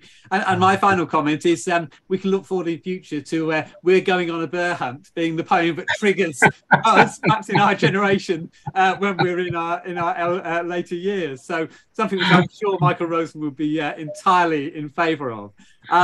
It's been a real pleasure hearing you both talk. These conversations are about starting other conversations. So the people watching, please seek out the work that Terry and Mandy have mentioned. We'll try and send some notes back after the conference in case there's any links we can offer people. But of course, what we are hearing is that we need to just plunge in and develop skills by practicing and actually doing it. So I know that you have encouraged people, and I will be clipped to give a little memory box of my mum when I see her on Saturday, because you made me feel guilty about not doing it so far. So I'm going to do it. So thank you so much, Mandy and Terry. I'll let you see yourselves out as I prepare to present our next session. Thanks very much. Right. So, well, that really was a lovely conversation. We now come to the final session of what has been a very quick 2 hours. This is our last pre-recorded conversation, and we're delighted to have a very lively chat about what libraries mean to the award-winning author, Dean Atter. Dean, as many of you know, is host of this year's Carnegie Greenway Book Awards, and he is a keen advocate for the crucial role of libraries in representing diverse voices. He is in conversation with our friend and trustee of West Midlands Readers Network, Stella Fabridge. Many of you will know Stella as a now retired Warwickshire librarian, but can librarians ever really retire? I think not. So in just a moment, we're going to hear from Dean and Stella, and then Angela and I will rejoin you to give our final farewells and some final information. Thank you very much.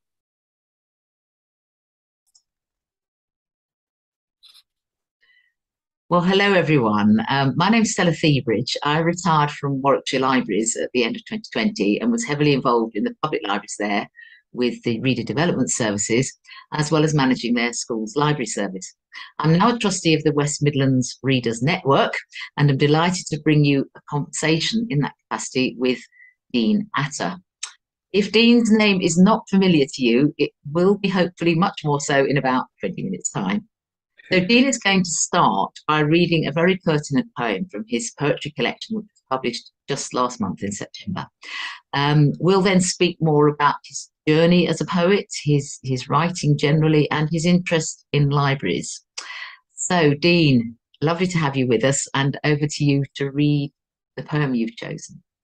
Thank you. Yeah, I'm really delighted to start with a reading because it really calms me.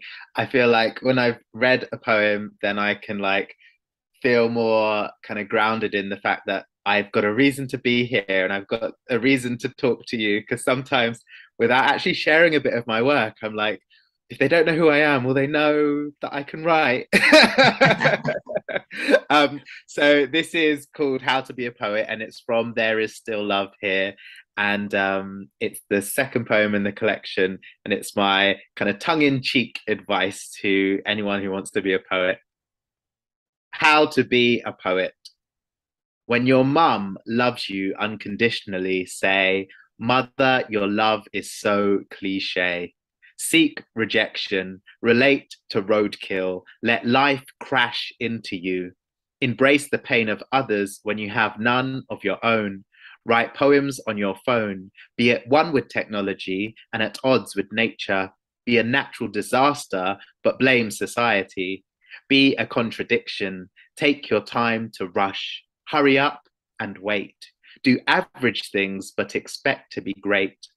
Look at things differently. Close your eyes and feel.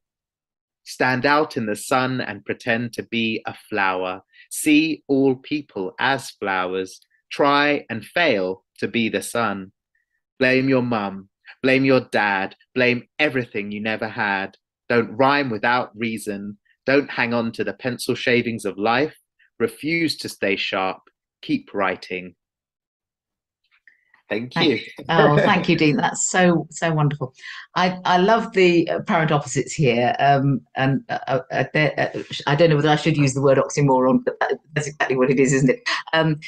And it's those sort of seemingly jarring opposites which just sit so well together. And I like your sparing style. You know, it's not a long poem, but you've got so much into that makes you think again. And you find a way to sort of bring us up short, and ultimately, I suppose, to embrace the notion of, you know, the difficult task of being a poet, which I think it is, isn't it? Can you expand on your early beginnings as a poet, and have you always felt that poets have to be perhaps outside or alongside the mainstream?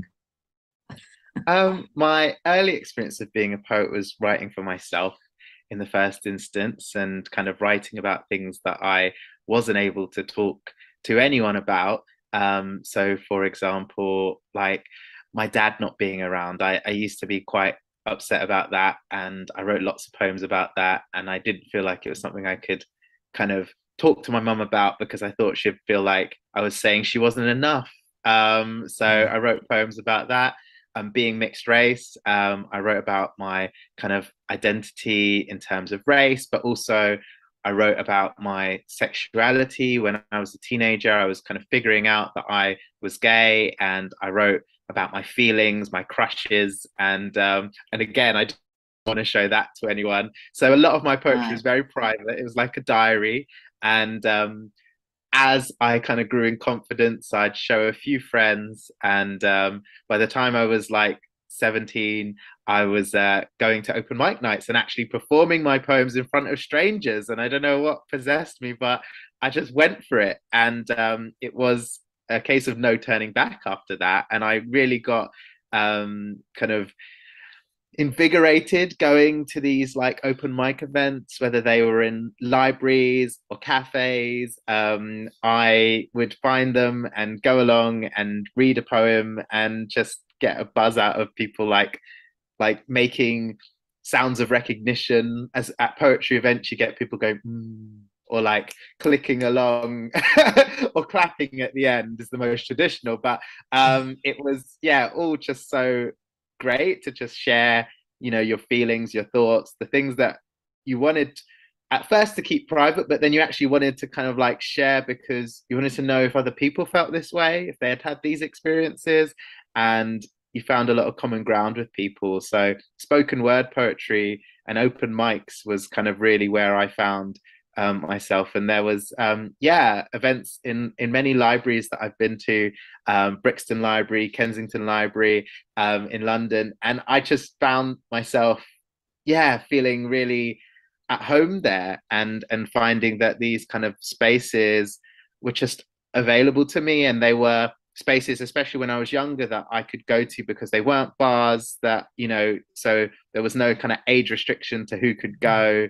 As I got older, I did go to events in places with alcohol, but and I think that's a whole different kind of environment to be in. But it's really nice when you're younger, or if you don't drink, or whatever the case may be, to be able to go to a space where it's a sober space, and it's kind of like a familiar space. I think a library for so many of us is something we've grown up with, and found that we can have these kind of various experiences in it, whether it's quietly reading, whether it's being part of a writing workshop, whether it's attending events in the libraries at night. I think it's so cool how versatile a space the libraries can be. So that was a big part of my journey to becoming a writer, going to open mics in places like libraries, and finding a community of people, but all ages, all races, all sexualities. And I could talk about my very specific experience, and people who are very different to me could find kind of a commonality with me, or appreciate my difference, and kind of just tell me well done. right. I think that's lovely, because it's interesting what you're saying, that, and this is where poetry is so distinctive from prose, isn't it? That it starts off very private, but then the way you make it accessible to people is by going to perform it or speak it at events. And of course, because a poem is short, you get the whole thing. Whereas a novel, it has to be something that people read on. They might read in a book, but they're really doing it on their own, aren't they, in their own time. And you can, there might be an author event and you read a bit of it, but it's not the same as getting that whole experience of reading the whole book. So I suppose that does lead me into my next thing, which is about the Black Flamingo, which is your big new book that came out in 2019. It was shortlisted for a number of prestigious awards, including the Carnegie Medal. We'll talk about that in a minute. And the Jalak Book Prize, which I don't know about. But anyway, that sounds most interesting too. We actually shortlisted it for our Year 9 Book Award in Warwickshire. And it won the Stonewall Prize. And I think all these wins and nominations testify to the way many of us were sort of blown away by your writing of a novel in poetry and the themes that you addressed.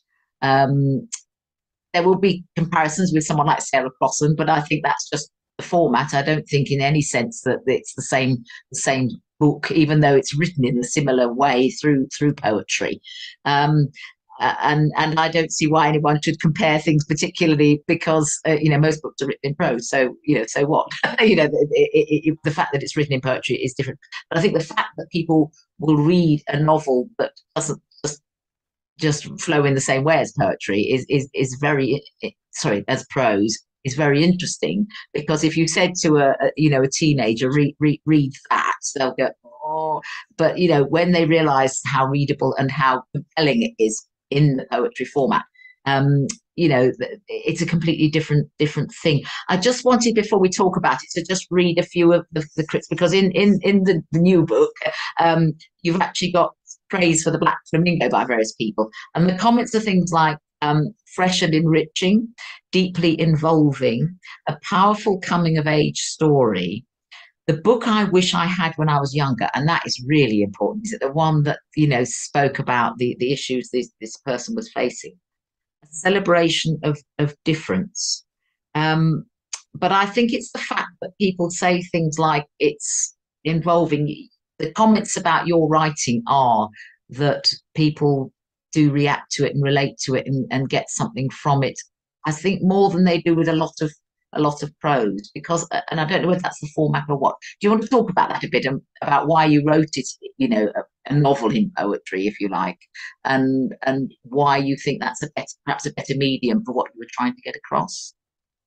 Well, the Black Flamingo kind of came from a single poem that I'd written about a black flamingo. So I'd been to Cyprus to visit my family there and seen a real black flamingo, and it felt like the metaphor I'd been like searching for my whole life, being black and gay and like standing out in certain situations. That flamingo really stood out to me, and it was like on the news in Cyprus, people were talking about it. They were speculating, are there more of them? Is there just this one in the whole world? And such a unique creature to get all this attention. It just felt like really rich for writing. And so I wrote about the experience, seeing the flamingo and what my grandfather said about it. And then I kind of started doing research into flamingos and finding out little things and kind of putting them into poems. And it just became bigger and bigger, but it wasn't coming out in a narrative. It was coming out in kind of like vignettes, little moments that I kind of related myself to the flamingo, or related the flamingo to the black and queer experience, and kind of found that the more I was writing, the more fascinated I was becoming with this. And yeah, when I had a number of poems together, I thought it was going to be a poetry collection, and I showed my agent, and she asked me to consider like a, you know, novel in verse and writing for young people in particular. And I wasn't sure, but we met an editor that was really keen on this idea, and then we kind of started exploring it a bit more. And I did read Sarah Crossan. I read Moonrise by Sarah Crossan. I also read The Poet X by Elizabeth Acevedo. And I read Long Way Down by Jason Reynolds and The Crossover by Kwame Alexander. So all novels in verse that do very different things and very different stories. But yeah, all spoke to me as a poet, and they were all really readable, you know, and I'm dyslexic. And so I think one of the reasons I went to poetry as a writer rather than prose, and as a reader as well, you know, I prefer to read poetry than read prose. And often when I'm reading a prose novel, it will be an audiobook. So yeah, that was for me, the novel in verse felt like a manageable way to write a longer story, because I could do it. And I already had some of the building blocks. I already had some of these poems about the flamingo and how it kind of intersected with my kind of childhood and identity. And then it was about finding that kind of fictional story to hang it all on. And so it was about the boy doing drag, and that was really fun as well. So kind of, for those that don't know the Black Flamingo, it's about a boy called Michael who you meet him at the beginning of the book when he wants a Barbie doll for his birthday and he doesn't get one, and he's very upset. And then you see moments in his childhood that, you know, where he's kind of growing in confidence and growing to know what he likes and who he is. And eventually at the age of 15, he comes out as gay. And then when he goes on to university, he decides he wants to try drag performance and does that. And yeah, it's this kind of coming of age story and someone coming into their truth, and with the flamingo as the kind of metaphor that runs through. And so yeah, because I was gonna meet this boy at various points in his kind of childhood and adolescence, the kind of doing it as individual poems made sense, because many of the parts of the book jump forward a year at a time. So kind of you get to kind of like really kind of like just turn the page. Oh, he's older. Oh, he's another year older. Oh, he's another year older. And so that was quite fun, that the poems kind of are each a contained moment. And I do always locate the reader, so you know what age he is and where he is and what's going on. But yeah, there's not necessarily kind of the traditional plot that you would necessarily get in other books as well. So it's kind of like just a coming of age, telling you, you know, the journey but it works because that's how poetry seems to be, isn't it? That it you know, that it is little moments in time rather than a narrative. And you still get that sense of narrative. We've still seen the whole journey through with him. the thing I like about the writing myself is that, you know, you're addressing these themes that are hugely important to everyone, let's be honest, but particularly to young people. And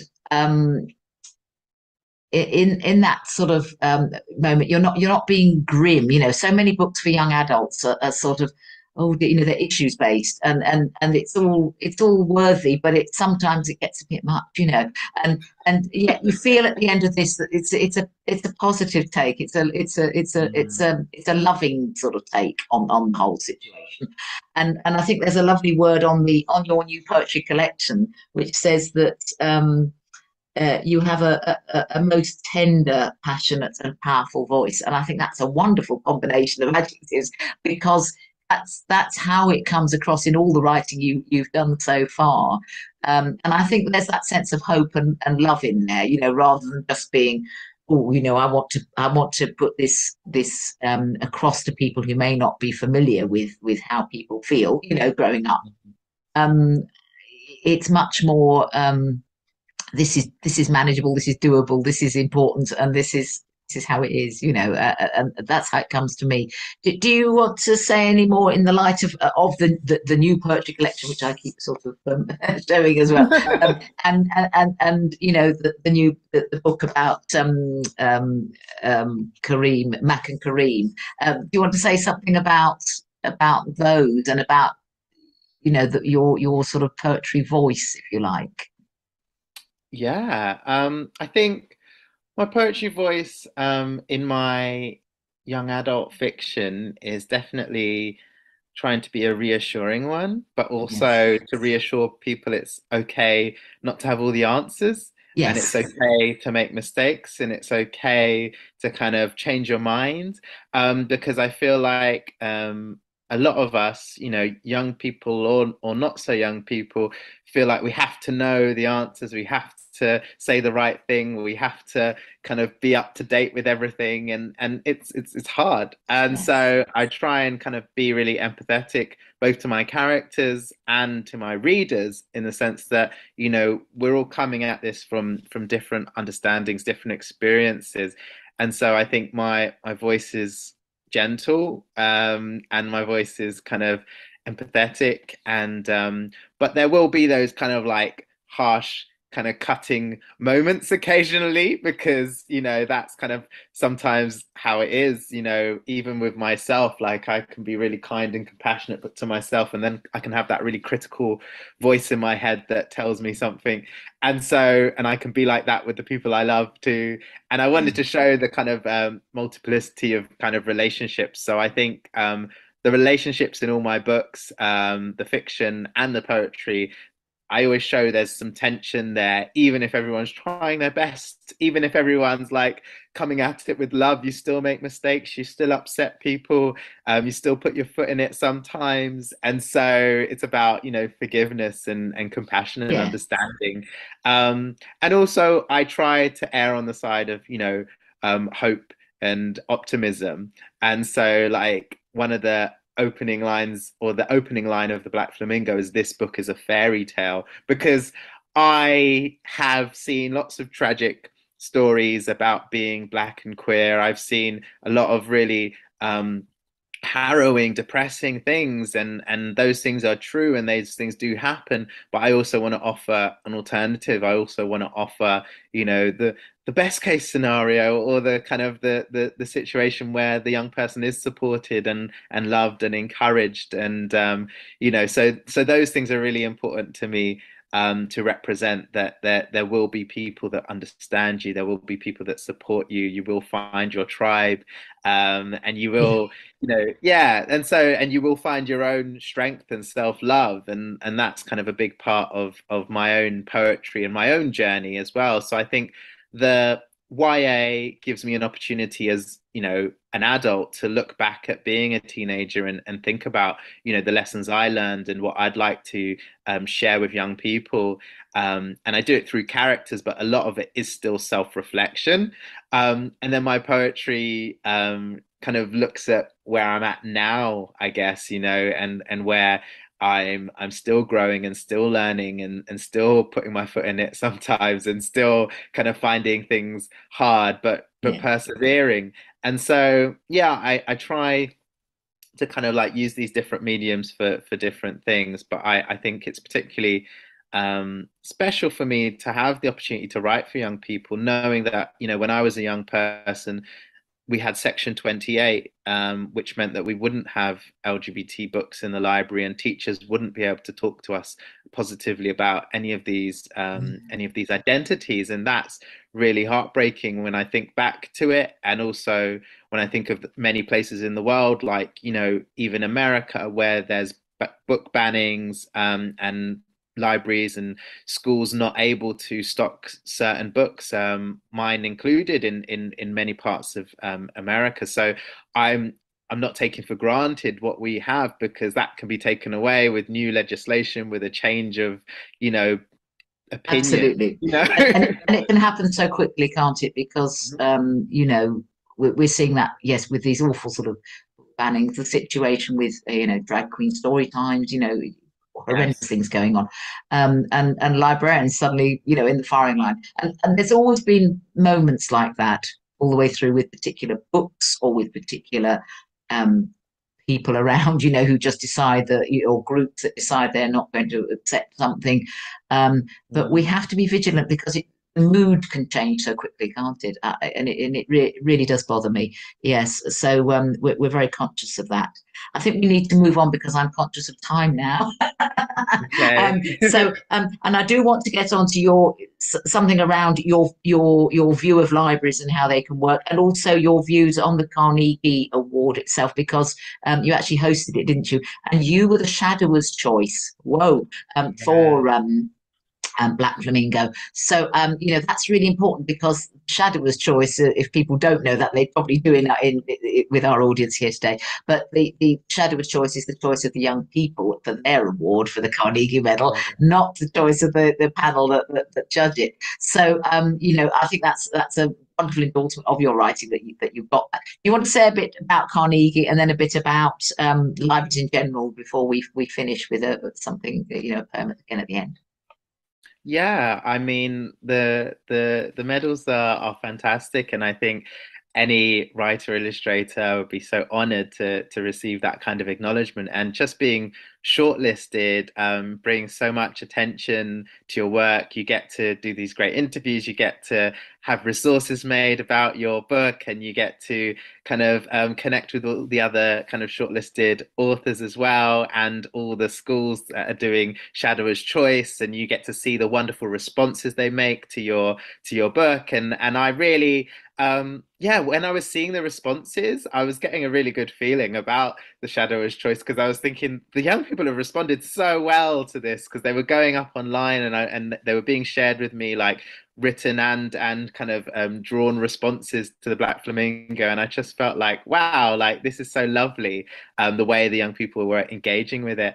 And then yeah, to win the Shadower's Choice was just really just such an amazing feeling, because I just really, yeah, write for young people, you know. So that is those are the people that really I'm hoping will love the work, because I think I don't want only us adults to be prescribing to young people like what they should be reading. I want them to make some of those choices themselves. Obviously we can put wonderful books in front of them, but you know, they might have other ideas about what they like. So for me, it felt really lovely.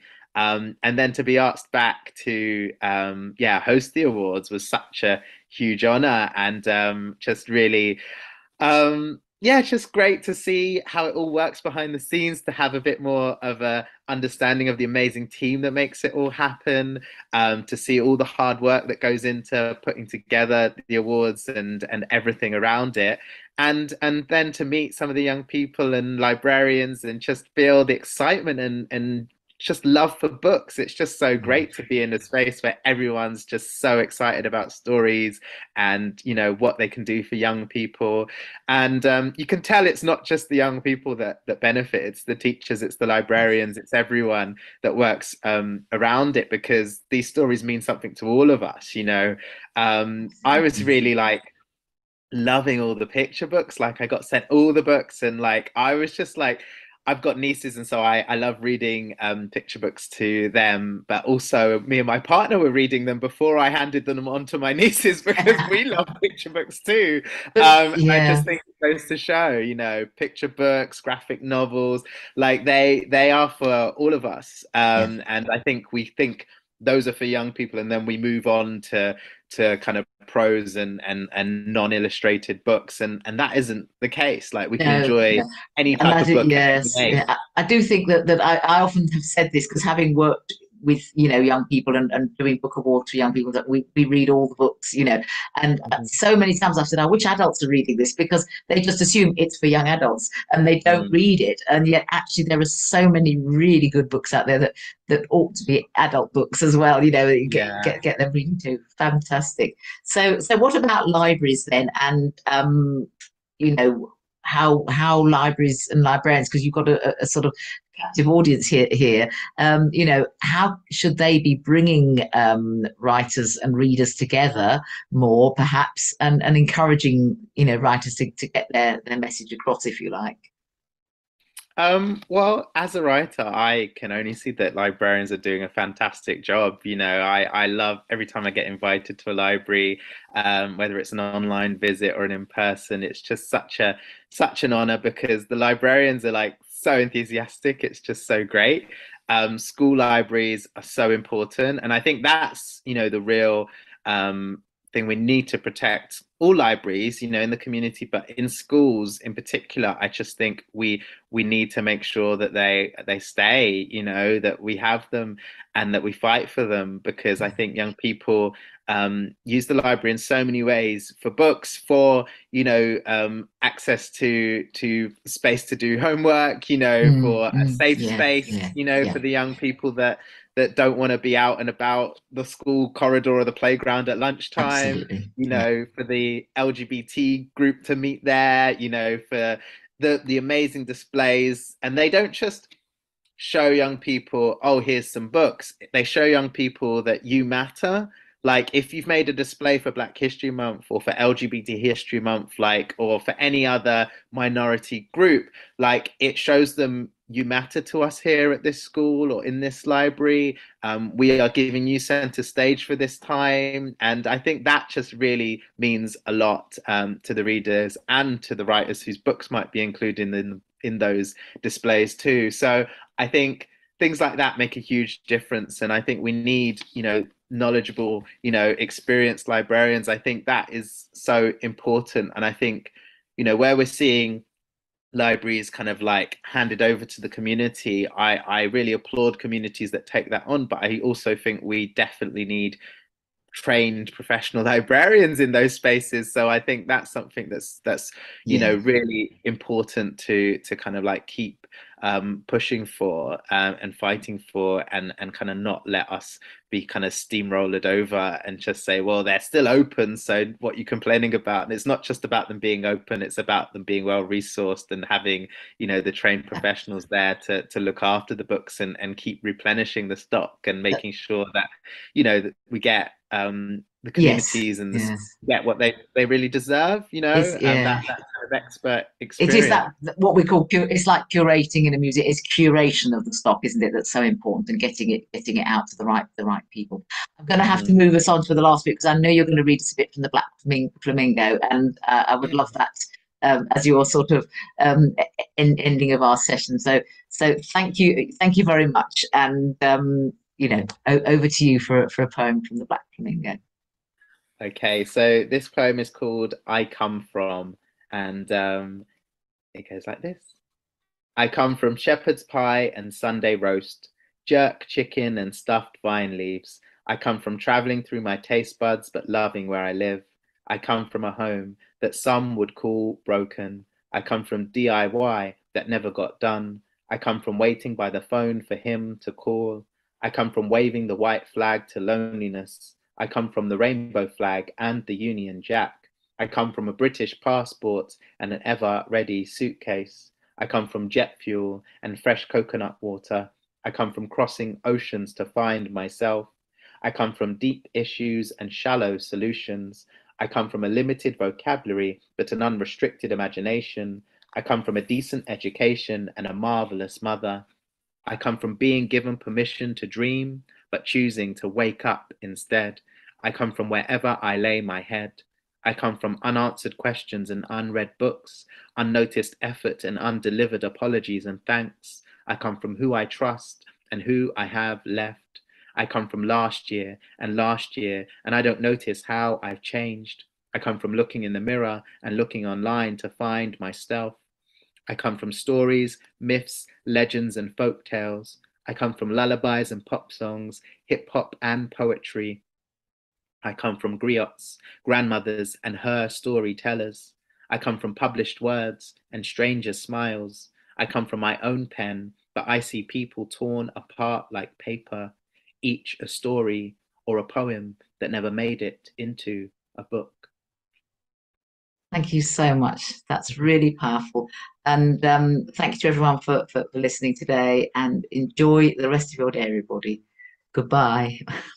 Bye. Thank you so much, Stella.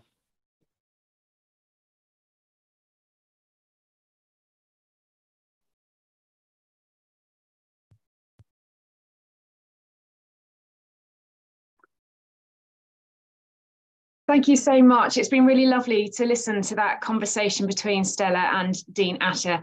And we're absolutely delighted that Dean's latest young adult novel, Only on the Weekends, has just been nominated for the current Carnegie Medal.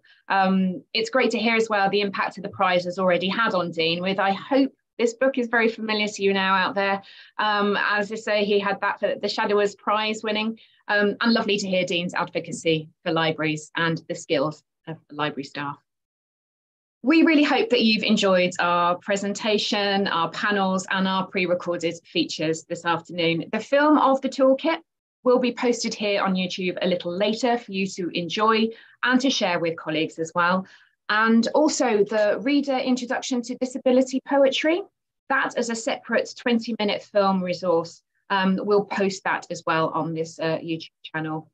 So if you'd like to use that for training or for stock selection awareness, or to share with your own reading group networks for ideas of what to read next, it'll be there for you to use.